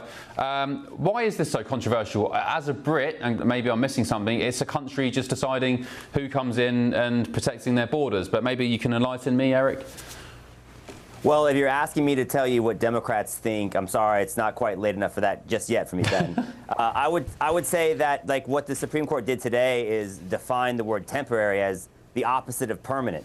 I think Democrats are upset because for a long time they thought that the opposite was true.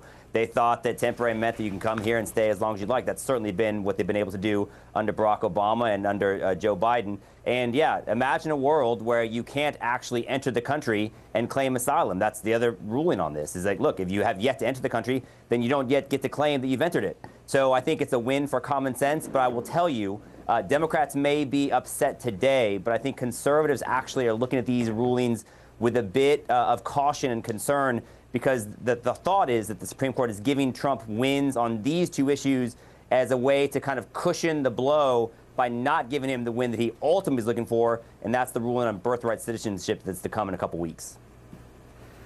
Yeah, that's interesting. So just explain that, Eric, to our British viewers. So the president wants to basically scrap birthright citizenship, i.e. if I have a child in the United States, I'm a British citizen, I'm not American, I'm here on a work visa, but if I have a child here in the United States, that child is American. He wants to stop that, right? Yeah, he wants to stop it. Not only would your child, Ben, become an American citizen, but you, through a process known as chain migration, would eventually be able to become an American citizen as well. And the reality is this is a process that's being exploited actively by people all over the world. Justice Alito, actually, when they had the discussion about this, said, look, man, 8 billion people are one plane ride away from coming to this country and potentially having a child. And we have estimates that we've reported here that show up to 1 million people have exploited this by 2030, might become voters in this country. You know, not to bring up a sore subject, but this weekend's kind of a big deal for us in this country on July 4th. And so we've been sovereign for 250 years. In the 250-year history of this country, only one time has a sitting president attended an argument in person at the Supreme Court. It was Donald Trump recently about this issue. So this is a major priority for this administration. Yeah, they're trying to restore sovereignty, not just at the border, but trying to get rid of some of these loopholes that are clearly being actively exploited. It's similar to what we have in the United Kingdom. Because the NHS, our National Health Service, is free at the point of use. We have, in recent years, and it's been well documented, people coming, for example, from Africa when they're pretty much 9 months pregnant, coming to the UK and having their deliveries in the UK to take advantage of the health service, and again, you know, any other additional benefits as well. When you say that the president is the first ever to attend a Supreme Court hearing on this matter, the birthright citizenship, the Supreme Court is it's mostly Republicans, is it not? Why would they rule? I know they should be sort of apolitical, but why would they rule against him on this? Well, it's a legal issue, if you can believe it. I mean, so the case law on this, it gets kind of dicey, but basically this is something that has been upheld since like the late 1800s. Ironically, the case involves somebody who was a Chinese dual citizen. In the dissent, the then Chief Justice of the Supreme Court said that it's impossible for somebody to be a citizen of the United States and also a citizen of the Republic of China, because they would have dual loyalties, including to the Emperor of China. So, so it becomes not so much like a political issue, believe it or not. Regardless of what Democrats might tell you, the Supreme Court still likes to make decisions based on what the actual case law says. And so I think the concern is that based on the right of the Constitution, the 14th Amendment, something designed to give children of slaves American citizenship, that's the legal loophole that people are using to give birthright citizenship still today to people that come here basically as birth tourists. This is a major industry in China, and under the Obama administration, there's official guidance from Homeland Security that instructed Border Patrol officers to look the other way and not enforce when you saw a pregnant woman come in, and just basically allow them to come in freely. There's islands off the coast of California in the Pacific that is known to be a hotspot for these types of things. So that's why they're thinking, well, yeah, no, it's a real thing. And so people are saying, well, based on the law, we don't know that we can end the practice outright because it would basically reverse the 14th Amendment. And so that's why they're kind of cautious about what the Supreme Court may do on this issue. So we'll kind of see how they kind of try to thread that needle.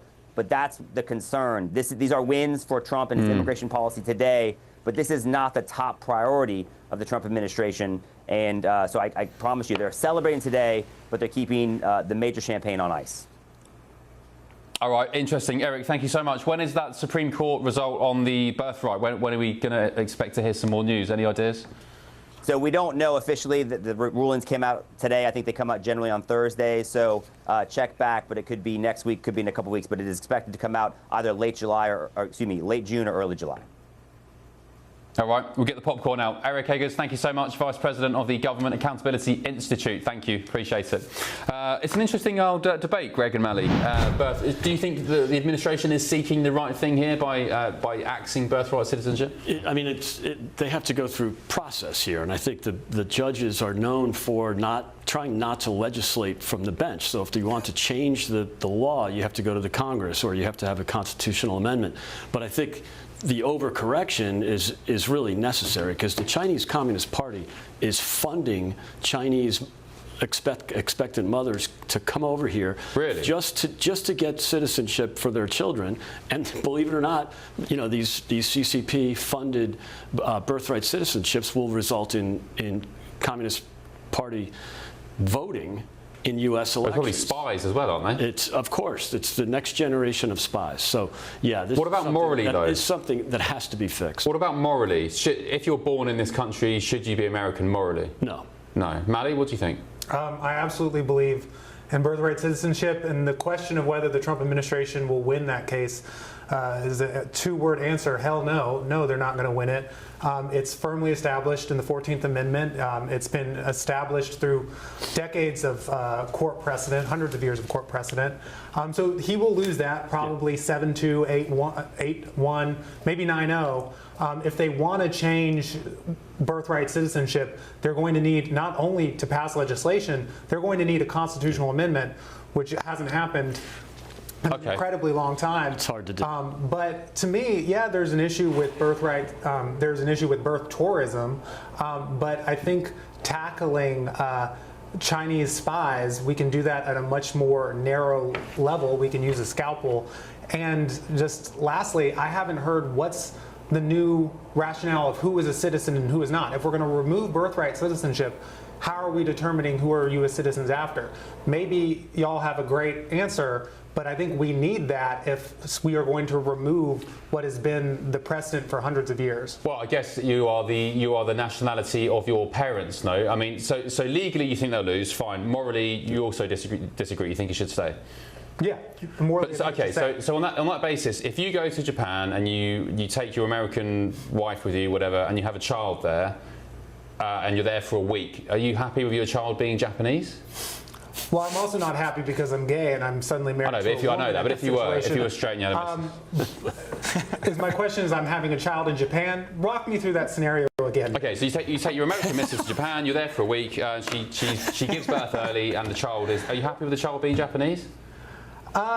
Sure. Look, man, I am concerned with the U.S. I don't think we need to change hundreds of years of precedent on birthright citizenship. It's about fairness, though, isn't it? And then please explain to me what the new definition of U.S. Citizenship is. We're a country that is not based on ethnicity. We're based on a political creed. And I think if you're born in the United States, you're a citizen. And I don't think we need to change that. All right, lads in London, Elliot. Well, but yeah, if I could actually just ask Mally a question, this is a genuine, honest question. I mean, you often hear Democrats, at least I often hear Democrats argue that the Second Amendment has quite a lot of flexibility, that the way the Second Amendment was drafted in the late 1700s didn't take account for the wide variety of weapons that are available today. Would you not think that the 14th Amendment should have a similar flexibility, that when the 14th Amendment was initially drafted, it didn't account for the fact that planes didn't exist. Planes didn't exist, right, when the 14th Amendment was drafted. I don't think anyone had even thought of the concept of an aeroplane, let alone, mass international tourism. So I mean, I'm genuinely not trying to point out a contradiction here. Maybe you are able to square that circle, and I'm just genuinely interested in sort of your view on that. I think think that's a genuine question, and I'm going to give the disclaimer that I am not a lawyer. But with that being said, look, I'm someone who believes that Americans should have the right to own a gun. I believe there should be reasonable restrictions to that. Your question, though, on, is there flexibility when it comes to the 14th Amendment? I think it's clear that the 14th Amendment, when it was drafted, was meant to confer birthright citizenship because it was designed to deal with the issue of slavery. And you had this issue where if you didn't confer citizenship through birth, you were going to have a caste system where we were deciding who was a citizen based on your ethnicity. That is the reason the amendment was created, and it seems pretty clear-cut. It's so clear-cut that the lawyers who agree with the Trump administration, as we noted on the wins that they've had today on a lot of immigration issues, don't want to go with them there. And I think the other issue is, I know this is something that conservatives care about now, but they're really pushing the Overton window, because I think if you asked the average American on the street, they don't think birthright citizenship is a big issue. You can, Greg can talk to them about birth tourism, but they're not seeing this as something that's an issue that needs a drastic overhaul. So I think legal precedent, political precedent, it just is, it is what it is. But just given that historical fact, the fact that it was, sorry, yeah. Go on, Elliot. Go ahead, please. Well, I was just going, I'm going to say, that does feel like a contradiction, because, again, you've explained the history of the 14th Amendment, and that's completely fair enough, and it was passed to address a specific issue at that time. But, again, in 1868, or whenever it was passed, we did not have the aeroplane, we did not have mass tourism. Just like with the Second Amendment, when it was passed, we did not have the AR-15 or automatic rifles or whatever it is. I mean, surely if you believe there's flexibility in the Second Amendment, you should believe that perhaps that actually birthright citizenship shouldn't extend to someone who arrived in the United States when they were pregnant, for example. That would seem like a very obvious thing that you could accept. I mean, it feels like either the amendment is the constitutional amendments are complete and pure and exact, or they have flexibility. And it just feels like you haven't squared that circle there, Mally. Well, I would say, though, I think the issue you would have is that you're saying, well, maybe there's this limitation on someone who's traveling and they've never stepped foot in the United States, and they arrive here and then they give birth. Okay, you're describing as birth tourism, but the Trump administration is talking about getting rid of birthright citizenship completely, not just in that specific case. So what they're asking for is to get rid of it totally. And I think you have another issue with something that's so seismic. I think the court is like, look, if you want to do this, you need to pass legislation to, again, detail who is a U.S. citizen now and who is not. But to Elliot's point, is the Constitution flexible or not? I do think it's flexible. I just think on this case that I think if you're going to have such a drastic change, it needs to be both legislative and constitutional. And we're grilling me here as the American progressive. This is what conservatives believe too, and that the judges are likely going to rule. So I know we're trying to cast me as the far lefty here when it comes to immigration. The conservatives are going to rule that this is the case. Yeah. And American popular opinion is firmly in line that they support birthright citizenship. The polling is clear. So I am not out of the mainstream here. The Trump administration is out of the mainstream. That's why they're losing in public opinion on this, and will lose in court. Greg, do you support it? No, I don't support the Supreme Court legislating from the bench, and I don't think they will. I'm agreeing with Mally here. I think the court will rule against it because the Constitution is the Constitution. It shouldn't be flexible. So if it's, if you want to change it, either do it through legislation or change do a constitutional amendment. By the way, constitutional amendments are almost impossible, so that's not going to happen. Simon, any thoughts before we move on? Well, I mean, a common sense approach should be that the people that have the child should be US citizens and have been in America for 2 years. I think that'd be a very reasonable amendment. As you say, yeah, there weren't planes flying in and out, and it was a good law at the time to ensure that slaves' children were American citizens, as were recent migrants who planned to stay in the country. It's funny, there's a white British guy who happened to be born in the Congo or something. He actually plays in the Congolese national team. I can't remember his name. Have you seen? There's like an African football team, there's like a white British guy who... nonsense. Yeah, but he gets to play international football as a not so good football player, which is great for him. Yeah, it's just nonsense. I go back to the Japan point because it's just an interesting comparison. You know, if I go and have a kid in Japan, are they Japanese? Of course they're not Japanese. I mean, we have the same conversation in the UK as well. Of course. Yeah, but they would. I mean, if you were established in Japan and you were part of the culture and you worked there and you were planning on spending the rest of your life there, I mean, yeah, you're not phenotypically Japanese, but your child would speak. Japanese passport and I can speak fluent Japanese. I am not Japanese. I mean, your child would be. Your child would be. No, they're not. They'd be white British. But like a black British person, I would say, is British. You know, a black British person or Asian British person would be British if they're born here. They're part of the culture. They have an English accent. I mean, they're British. Yeah, I'd say that. So if you get a Japanese couple going to the Congo and they have a baby in the Congo, are you going to tell me that Japanese baby that looks Japanese is Congolese?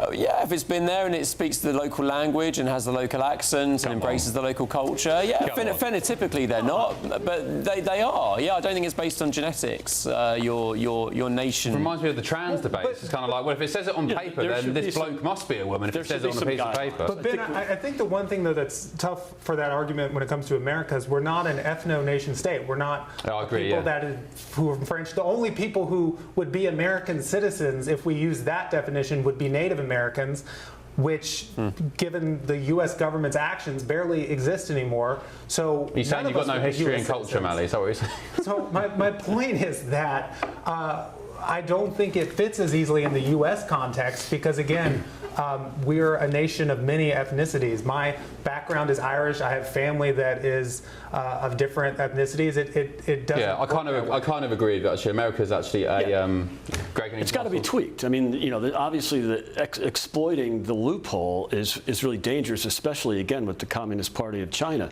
But it's the way to do it is not through the court because they would be legislating essentially. So I'm agreeing. You know, we have to either change the law, tweak the law, add some restrictions to it, but not try to get rid of the entire concept because unfortunately, like it or not, it's in the Constitution and it's in the case law. Also, are pregnant women not supposed to fly? Can't we just fix that and then we have a definition of it? If you're 8 months pregnant, you aren't getting on a plane to go anywhere. I thought that was like they'll take a common doctor guidance. Well, there was an infamous case. Elliot may be aware of it from the Taxpayers Alliance. The NHS oversees patients' £330,000 bill. So she was a Nigerian woman. This is 2017, who ran up a 330k bill after she gave birth prematurely to quadruplets in a London hospital. And there's others, people, it's basically birth tourism. Anyway, let's get to your says in. Jolly Roger, good morning. You said, Ben, talking about the Venezuela earthquake, moving on. Ben, where were you when we nearly had the worst global disaster in the world? I'm not sure what you're referring to, Jolly Roger. Was it Labour's election in July 2024? Paul has said, Ben, Yvette Cooper announced a measly £2 million for the Venezuela aid coffers. £2 million. Is that it? Pathetic when you look at what we send to other countries, said Paul. I agree, that's terrible. £2 million, come on. Right, still ahead on the Late Show Live. After a month of divorce rumours, Barack and Michelle Obama finally break their silence in a major tell-all interview. Are they staying together? Are they going to be getting divorced? Also tonight. What do you say to your victims, Hugh Edwards? Why is the grubby little disgraced weasel paedophile former BBC presenter Hugh Edwards back in the headlines? He's doing the rounds again, and the reason might make you feel a little bit sick. This is the Late Show Live. Back in a second.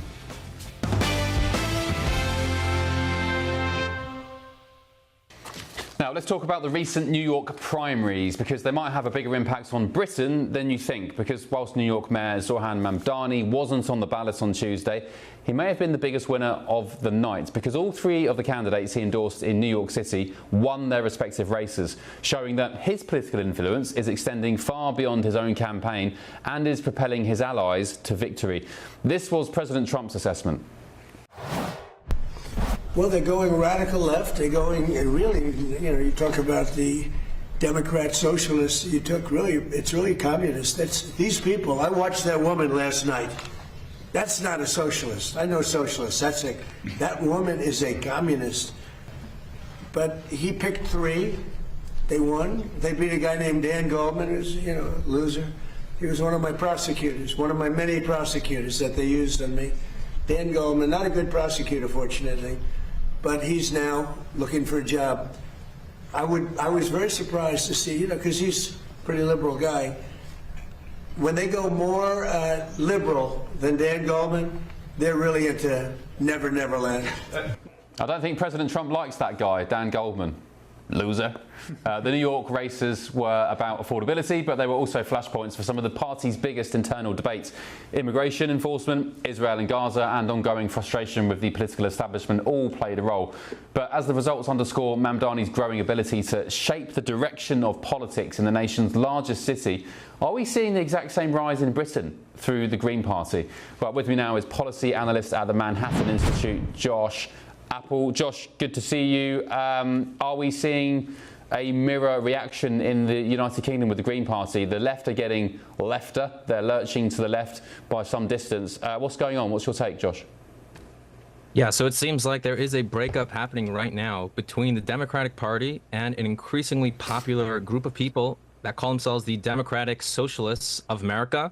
They explicitly do not want to be part of the Democratic Party, but they are willing to use the party's momentum to platform them to this popular rise through Zohran Mamdani to really become this new Democratic Party that we haven't seen before. And as Donald Trump correctly said, is they're not just socialists, they're communist, and they're quite radical in their views. Who's funding these people, Josh? So there are their some campaigns? There are actually some super PACs behind them, despite the fact that they demonize AIPAC for bankrolling all of the people who they don't like. And of course, AIPAC was not involved in most of the races that these candidates were involved in.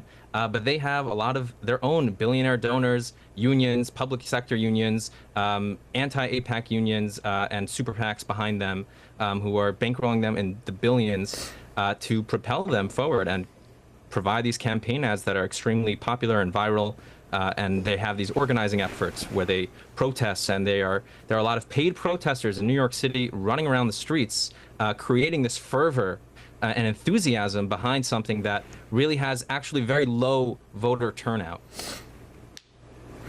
Interesting. Yeah. So, I mean, you hear people criticise the likes of Elon Musk for getting involved in politics and funding this or funding that, but I never hear the same from the left when it comes to people like, I don't know if Soros is involved in this latest cohort, but when Soros is funding DAs all over the country and far left candidates in this seat and that seat, why is there such a lack of scrutiny when it comes to these leftist billionaires compared to, say, Elon Musk?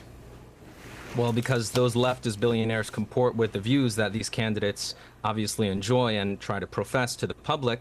And so they don't want to call that out. They want to pretend that they are independent, that they're not backed by anybody, that they're not swayed by politics. Zohran Mamdani called AIPAC dark money that tries to divide us in America over issues that we should be agreeing on, and if not for the maligned efforts of these evil people, these monsters he called them, we would all get along. And of course, as you said, the irony is they too are getting their own funding, but they don't want to be honest about it. And there were some pretty embarrassing moments on debate stages where Claire Valdez, for example, one of the candidates, had to embarrassingly retract the fact that she said, "I'm going to be independent, no big money is going to back me." And then, of course, she had her own super PAC back her, and she had to embarrassingly proclaim that on live television.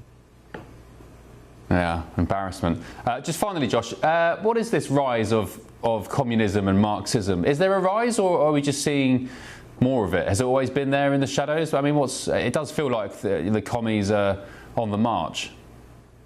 I think the Democratic Party has played with these issues for a very long time, but I think the leaders of the party have, at certain times especially, failed, but at other times have done a great job keeping those people at bay, keeping those socialist tendencies aside. And we're seeing a failure of party leadership right now, and we're seeing young, downwardly mobile, highly educated people with a lot of college debt, a lot of white voters, actually not the low-income areas, the high-income earners or higher-income earners, but they still don't believe that they are getting what they deserve. And they are very distraught, and they feel like the system has betrayed them, that despite the fact that New York City has some of the most amazing and, just most public benefits of any state in the United States. The housing, the housing is already very much subsidized. The freeze the rent has already been tried. We have some of the highest spending of public schools and all of the the public services and Medicaid spending that New York State has is never enough. And I think we're seeing a little bit of true believer sort of mass movement where people are just fed up with the politic and the status quo, and they're looking for something new, and they're willing to embrace candidates who they believe are more progressive than some of the most progressive Congress members who were voted out last night. Espaillat and Reynoso. Reynoso has not won yet, but he's, the person who backed him, Nydia Velázquez, was one of the most progressive members of Congress, and that was still not enough because we're seeing this huge, just mass movement of this DSA organized sort of beachhead coming to a fore. It's hard to know because of the low voter turnout what will happen in the future. So it sounds like they're just, as we have in the UK, just a bunch of spoiled middle-class trust fund babies who, aren't aware of their own, that this is their buzzword, their own privilege. Just finally, Josh, before I let you go, sorry, I know my last question was final, this one is, I promise. What are some of the most radical policies these new cohort of Marxists have? What kind of ideas are they floating around? What do they want to do? I'm glad you asked that because there's actually a lot of misunderstanding about this, where people say, well, the DSA, they just want better rent for working class and they want better union laws. But that's actually not what they say. They're very open. You could read their charter and their platform on their website. They still have it up. They don't try to hide it. They want to abolish prisons. They want to abolish borders. They want to just have a total legalization of all crime. They want to support Cuba and Venezuela and Iran and North Korea and China. They have, again, their own billionaire backer, Neville Roy Singham, who they're part of his network, who's creating a lot of, just terrible things in America. So one of the candidates said, if someone's a murderer, maybe it's the system that's at fault. And that's what they're really advocating for. And on their platform, they say they want to abolish the Senate. They want a, sort of uniparty in the Congress where they elect the president, and they want to rewrite the Constitution. So to me, that is not democratic. That is full communism. That's not anything like what European nation states have in Sweden at all. And it's extremely radical and something that we should all be concerned about. And the vote should, we should get out the vote more often to make sure that these people don't win by just a couple of hundred votes in these precincts. Yeah, it's crazy, Josh. We have it in the UK. We have the Green Party led by Zach Polanski. He wants to, for example, legalise all drugs. He'd be happy, I guess, to have people with the power and the choice to go and shoot up heroin in the street and smoke crack to your heart's content, open borders, all sorts of absolute nonsense. But the more worrying thing is there's people who support these parties. They're polling, I think, the Greens nationally at something like, 7 or 10%. I mean, if they weren't dangerous enough, you've got all the followers and the voters as well. It is concerning. Josh Appel, thank you very much, policy analyst at the Manhattan Institute. Let's get the take of my panel in DC. Greg? Yeah, it's troubling. Any commie in you? Any Marxism waiting to come out? Of course not. No, but it is troubling that these lunatics can actually win elections, and I think the voter turnout is really important. These are very low turnout elections, primaries. New York City is basically a one-party city, and it's really almost impossible for a Republican to win. So these primaries were basically the general election. They are going to be Congress people in November or next January. So troubling, but look, this is not new. We've had Bernie Sanders for 12 years. He should have won the 2016 primaries. They kind of made sure Hillary they stitched him up, didn't they? Yeah. And he should have won in 2020, and they put Joe Biden. Is communism on the rise? It seems to be more sort of favourable and desirable amongst young, as we were just talking about with Josh, among young university students. I think it is on the rise. I heard like Mamdani went to Bowdoin. It's kind of an Ivy League-ish type of college, and he was radicalized. He probably was radical already, but many of these kids get radicalized at these universities. So it's definitely, remember, the universities are run by the 1960s radicals. In the late 60s, we had 2,500 bombings in the U.S., according to the FBI. I mean, this is not the first time we've had, the radical, progressive communists on sorry, I shouldn't say progressive. That wasn't fair. It's not the first time we've had radical communists in the country. I mean, why don't these people just buzz off to Iran, North Korea, Cuba, Venezuela? If they want communism, go and get it. Why are you hanging around America and Britain? Well, I would say There are a few of these people who I like. I like Mamdani. I like Brad Lander, who won his primary, who's the comptroller. But what I think this shows is a few things. First, that the Democrats are kind of in their own version of the Tea Party, which was the Tea Party in 2010. Republicans, coming off the loss from Obama, were both mad at Obama, but also mad at Republicans themselves for not fighting hard enough. Well, you have that same dynamic where you are having a lot of Democratic voters unhappy saying, we don't like Trump, but we also don't think you're fighting Trump hard enough.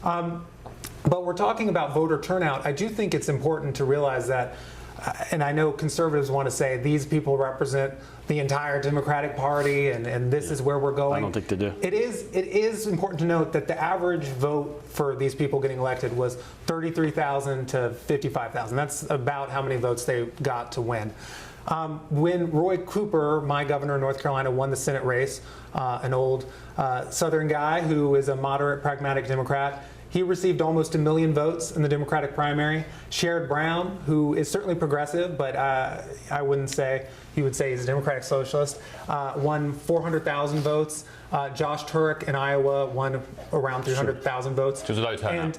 And no, that's high. My point is, no, New York. New York is low, and I'm saying when these Democrats who you could say is more moderate, or at least in the main line of the Democratic Party, won, you didn't have Newsmax saying the moderates are on the rise, right, because it didn't fit their narrative. But you have a few people win in some dark blue districts, and it's communism is on the rise because it fits their political narrative. And I'm not sure it'll work in the Midwest or in the South. You know, the Democrats will still win races in the Midwest and the South, but I'm not sure there's an appetite. Maybe in Minneapolis, sure, maybe Seattle, you know, but I don't know that the New York brand of really far left is going to sell. Well, and I think you see voters are pragmatic too, in the sense that, like, you have voters in a deep red district will go with someone who might be crazy or same in the deep blue because they know they can vote for whoever they want. But I think you see in districts where it's on the line, they're like, okay, we might like have pie in the sky of this is who we would want, but we're going to go with someone who we think could win. Interesting. I mean, there are definitely commies in the UK. There's a young lady, I've forgotten her name, Fiona something. She runs sort of the UK students' communist wing or something. I'd say, if you want communism, you live in the West, my friend. If you want communism, go. If you go to the top universities, there are plenty of them. I've had speaking engagements at Trinity and Oxford and Cambridge, and they've lost their minds. Yeah. Trump loves Mamdani, though. He loves that. Well, he always says nice things about him. He's happy to talk to his political enemies. Still ahead on The Late Show Live, after months of divorce rumours, Barack Obama and Michelle Obama have finally broken their silence in a major tell-all interview, and some of what they have to say is already raising eyebrows. GB News favourite Kinsey Schofield will have all the details. But first tonight, what do you say to your victims, Hugh Edwards?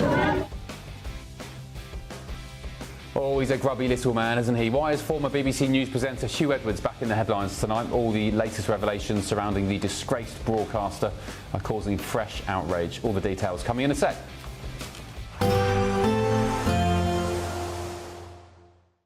Expect warm spells with the odd rude interruption. Box Boiler sponsors the weather on GB News. Good morning, this is your GB News weather forecast from the Met Office. And now it is going to be another exceptionally hot day for many of us, particularly across central and eastern parts. We have a red extreme heat warning out across parts of the London area and towards the southeast of England. Then an amber warning across the Midlands into northern England and eastern England as well. Away from this, we do actually have a few thunderstorm warnings out currently across parts of England, Wales and also Northern Ireland, though here the thunderstorm risk will drop out through the next few hours. Across Scotland, however, the risk of thundery downpours continues through much of the day, and with those thunderstorms could see some large hail, gusty winds. Otherwise, it's actually looking largely dry for many of us by the afternoon. Lots of sunshine, and in that sunshine, temperatures rising. We're looking at highs in the mid to possibly high 30s towards the south and southeast. Further west, it may be a little bit fresher than it has been recently, a bit more comfortable, a bit more cloud and a fresher breeze as well. Into the evening, and it's staying pretty unsettled across much of Scotland. Some hefty, showery rain, especially around northern parts. This could be quite persistent, and there could be some rumbles of thunder mixed in with it as well. Also, watch out for a few showers that could push into parts of the southeast. They could turn thundery overnight, but elsewhere, a lot of dry weather. Towards the northwest, quite cloudy. Further south and east, clearer skies. But for most, well, in the southeast, it is still going to be quite warm and humid. Further north and west, slightly fresher air, making it a bit more comfortable for sleeping than some recent nights. Still a few showers continuing in the southeast first thing tomorrow morning, but these should clear away. And then we have a bit of a northwest-southeast split. Cloudier, cooler, bit of rain towards the northwest, further south and east looking drier with a greater chance of seeing largely sunny skies. Still pretty hot in the east as well. Not quite as hot as it has been, but nonetheless we're expecting temperatures here to get into the low 30s Celsius. Further north and west, mid to high 20s. Expect warm spells with the odd rude interruption. Boxed Boilers sponsors the weather on GB News. To all of you who voted for GB News to win at the Trick Awards for the 4th year in a row. The winner is GB News. Thank you so much for voting for us. It's because of you that we're so proud to be the People's Channel, and it's because of you that we are Britain's news channel. It's voted for the people who watch us. Well, we've got the best viewers in the world, haven't we? The most loyal viewers. Thank you.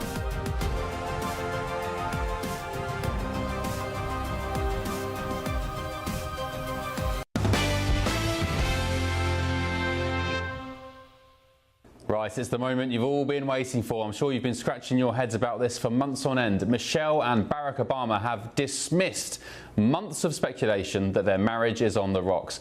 Speaking in a rare interview with People magazine, the former US president admitted he doesn't think their marriage has always been an equal partnership, quote unquote, saying he's gotten more out of it than Michelle has. But the former First Lady, Michelle Obama, dismissed the statement, describing them as each other's counterbalance, and she went on to praise her husband.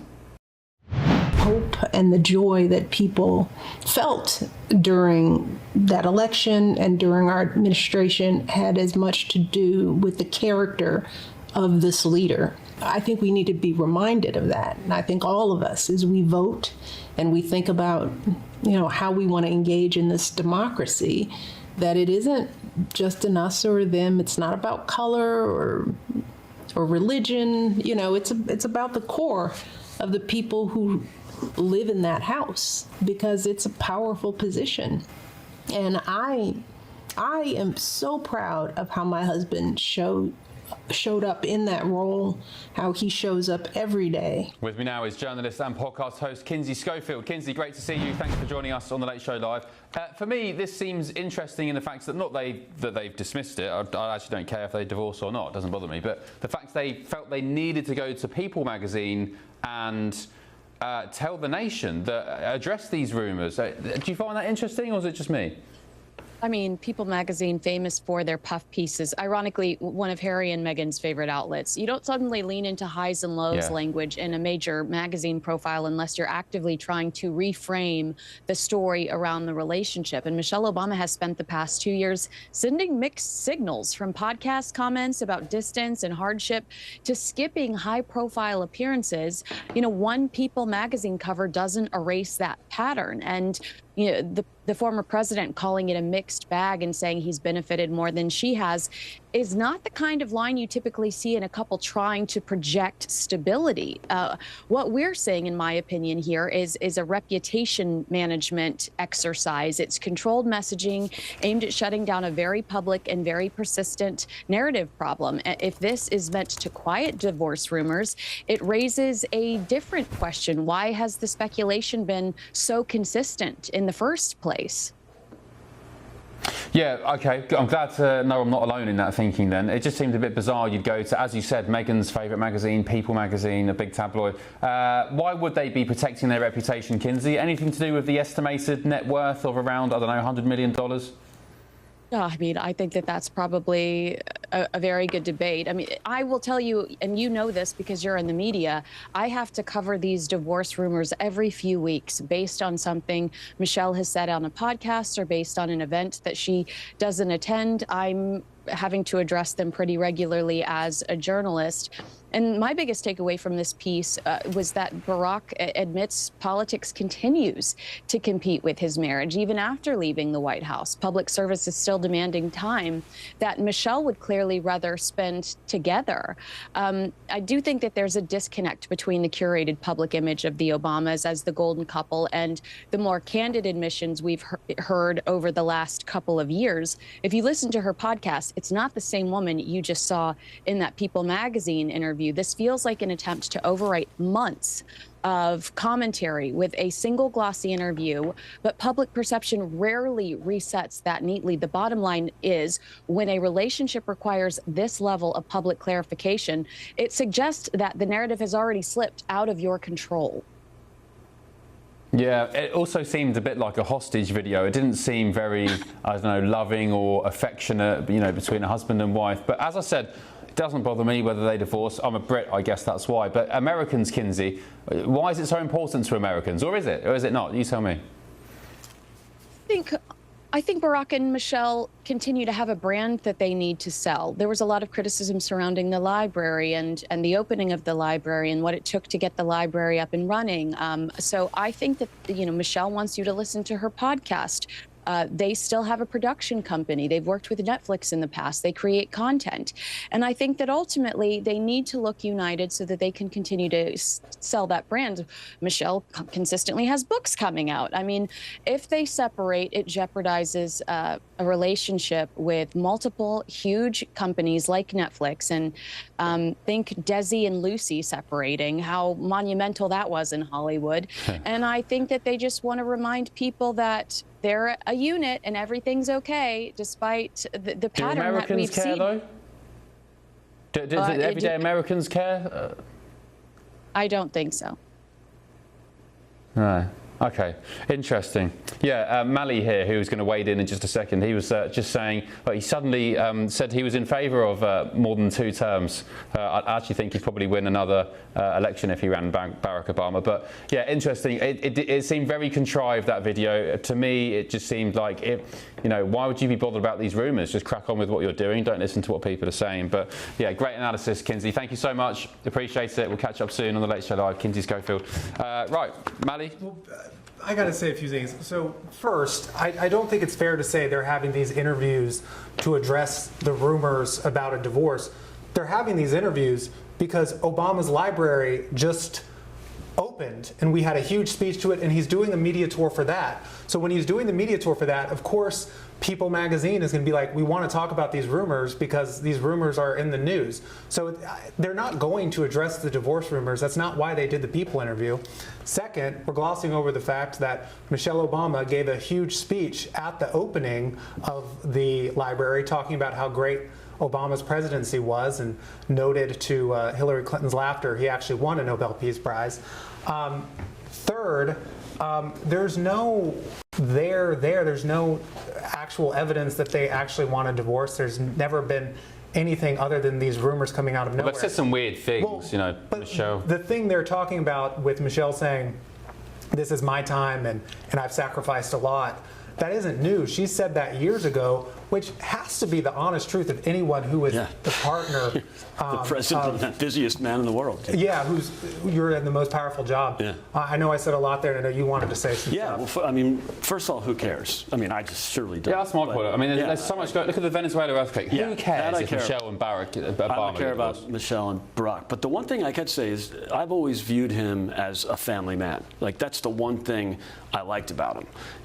And I've met Barack years ago because in the Chicago circles, he used to play.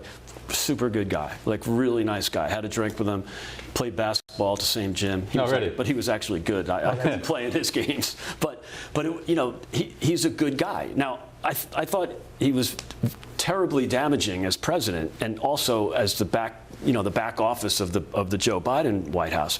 So that troubles me. Now, Bill Clinton had quite the reputation as a ladies' man, right? He was not a faithful husband like Barack Obama, but I surely miss the Clinton years, and I don't miss the Obama years. I mean, Bill Clinton was a great president for a Democrat. And so I care about outcomes. I don't care about someone's marriage life. I really don't. Even though, for the most part, I would agree that Barack's a family man. Yeah, there was that clip doing the rounds of Clinton up in the Senate or the House somewhere, talking about, maybe it was State of the Union, talking about illegal migration and the fact that, you know, no state should be burdened with illegal migrants. Look, I'm guilty of getting on Bill Clinton back during the Monica Lewinsky scandal, and in retrospect, that was a mistake. It backfired on Republicans, first of all, and secondly, who cares? I want outcomes. Yeah, interesting. And also Hillary Clinton talking about the UFC on the South Lawn of the White House and the fact that Trump's rebuilding the East Wing with the ballroom and stuff, saying he's desecrated the White House. It's like, come on, Hillary. Well, coming from you. She didn't do it. Shouldn't be. Didn't they steal all the furniture from the White House when they got booted out as well? What was that about? Didn't they nick all the furniture, the Clintons? Not I don't think it was the Clintons. I think it was staffers. But Bill was disgracing the Oval Office. I've heard that. I mean, it's probably less money than a Qatari jet. I would prefer to just overlook all this nonsense and talk about real issues, and that's the problem with these distractions. And again, I'm guilty. In the 1990s, I was impeach, and the other thing that Clinton did really well was work with the Republicans. Remember, we picked up the House in 1994, the contract with America, the revolution basically, and he actually pivoted to the middle and balanced the budget for 4 straight years. What's his name here? Bubba. Yeah? Bubba. Yeah. Good old Bubba. Yeah, I liked him. Right, let's move on. Talking of jets, Mally, in other news, the Royal Air Force Red Arrows have just conducted a flyover of Nationals Park in Washington, D.C., right here to kick off tonight's Phillies versus Nationals game. It's baseball. No, I don't understand baseball. It's like Rounders, but with loads of fans. Anyway, as Freedom 250 celebrations continue to ramp up, they'll also be partaking in the Red Arrows in a prominent international flypast over New York City on July 4th, Independence Day. Take a look at this from just a few moments ago here in Washington.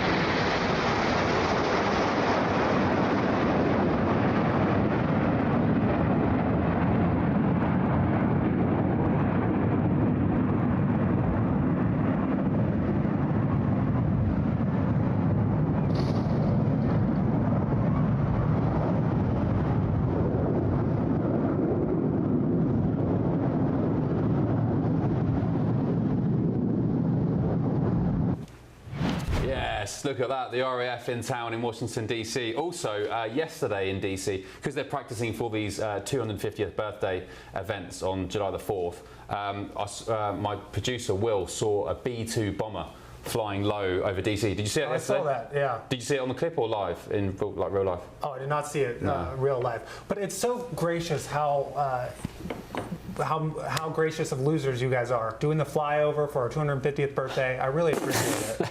Yeah, actually, that's a good point. Why are we doing this, Elliot and Simon? What's going on there? See ya. Elliot? Well, yeah, I mean, it's a very cool. Very good question, but I mean, there's nothing like a flyover, is there? I mean, I remember going to one of the NFL London games, and it was New York Jets versus, I think, the Atlanta Falcons, and they had a Broadway star stood sort of on this little balcony overhanging the stadium, singing the national anthem, and as she reached a sort of crescendo, these 4 F-16s, I think it was, flew over the stadium, and my wife is an American, and I'm pretty sure when I looked over to her, she was shedding a tear, and it's quite something, isn't it? Yeah, Simon, I've just clocked the Union flag on your jacket. You look like a member of the RAF. It's the first time I've noticed that. Is that right, or am I seeing things? I've had too many Diet Cokes. Well, no, it's just a very nice blazer. A bit of competition with one of your other contributors. No, I had this made. I actually had a hole appear in one of the arms and got a cobbler in Bermondsey to put the badges on. So yeah, it's just a bit of sort of Vivienne Westwood style. What's the badge next to the flag? What is that badge next to the Union flag? That is just a nice crown from Etsy. So, yeah. He's not a usual lefty, Ben, let's be honest. A stylish lefty. Yeah, no, my parents live in Bromley, actually. I remember one year the Red Arrows actually flew over their house. It's quite near from Biggin Hill Airport, and yeah, actually, if you're in Kent and South London, you often see Spitfires. There's a private company doing Spitfire flights for about 10 grand a pop. Yeah, they if do you them fancy down a flight. They do them down at Goodwood as well. Good birthday present if you can afford the money. Right, guys, last question I ask all my guests and panellists before I say goodnight. What are you up to tomorrow? Very quickly. Elliot, what are you up to tomorrow? I'm working and, you know, serving the good people of Hyde Park as a Conservative councillor. Good man. Simon? I'm actually going to Glastonbury, not the festival, but I'm camping with friends in Glastonbury. We're going to go wild swimming, we're going to visit the Glastonbury Cathedral and climb Glastonbury Tor. It's going to be great. Very nice. Don't forget your Speedos. Greg, what are you up to? I'm going to go out and buy a jacket like Simon's because it's got the flag on it. I love that. Except that you'll probably be accused of being a racist or far right if you sport the flag. Certainly by some of his Labour mates. I am being an adult and watching Toy Story 5 with a friend. Oh yeah, I saw that at the cinema. Right, guys, thank you very much. Appreciate you staying up with us, and of course, the biggest thank you of all to viewers and listeners. Appreciate you. I'll see you tomorrow midnight on GB News. Enjoy your Friday. For now, sweet dreams. Goodbye. Mwah. Good night.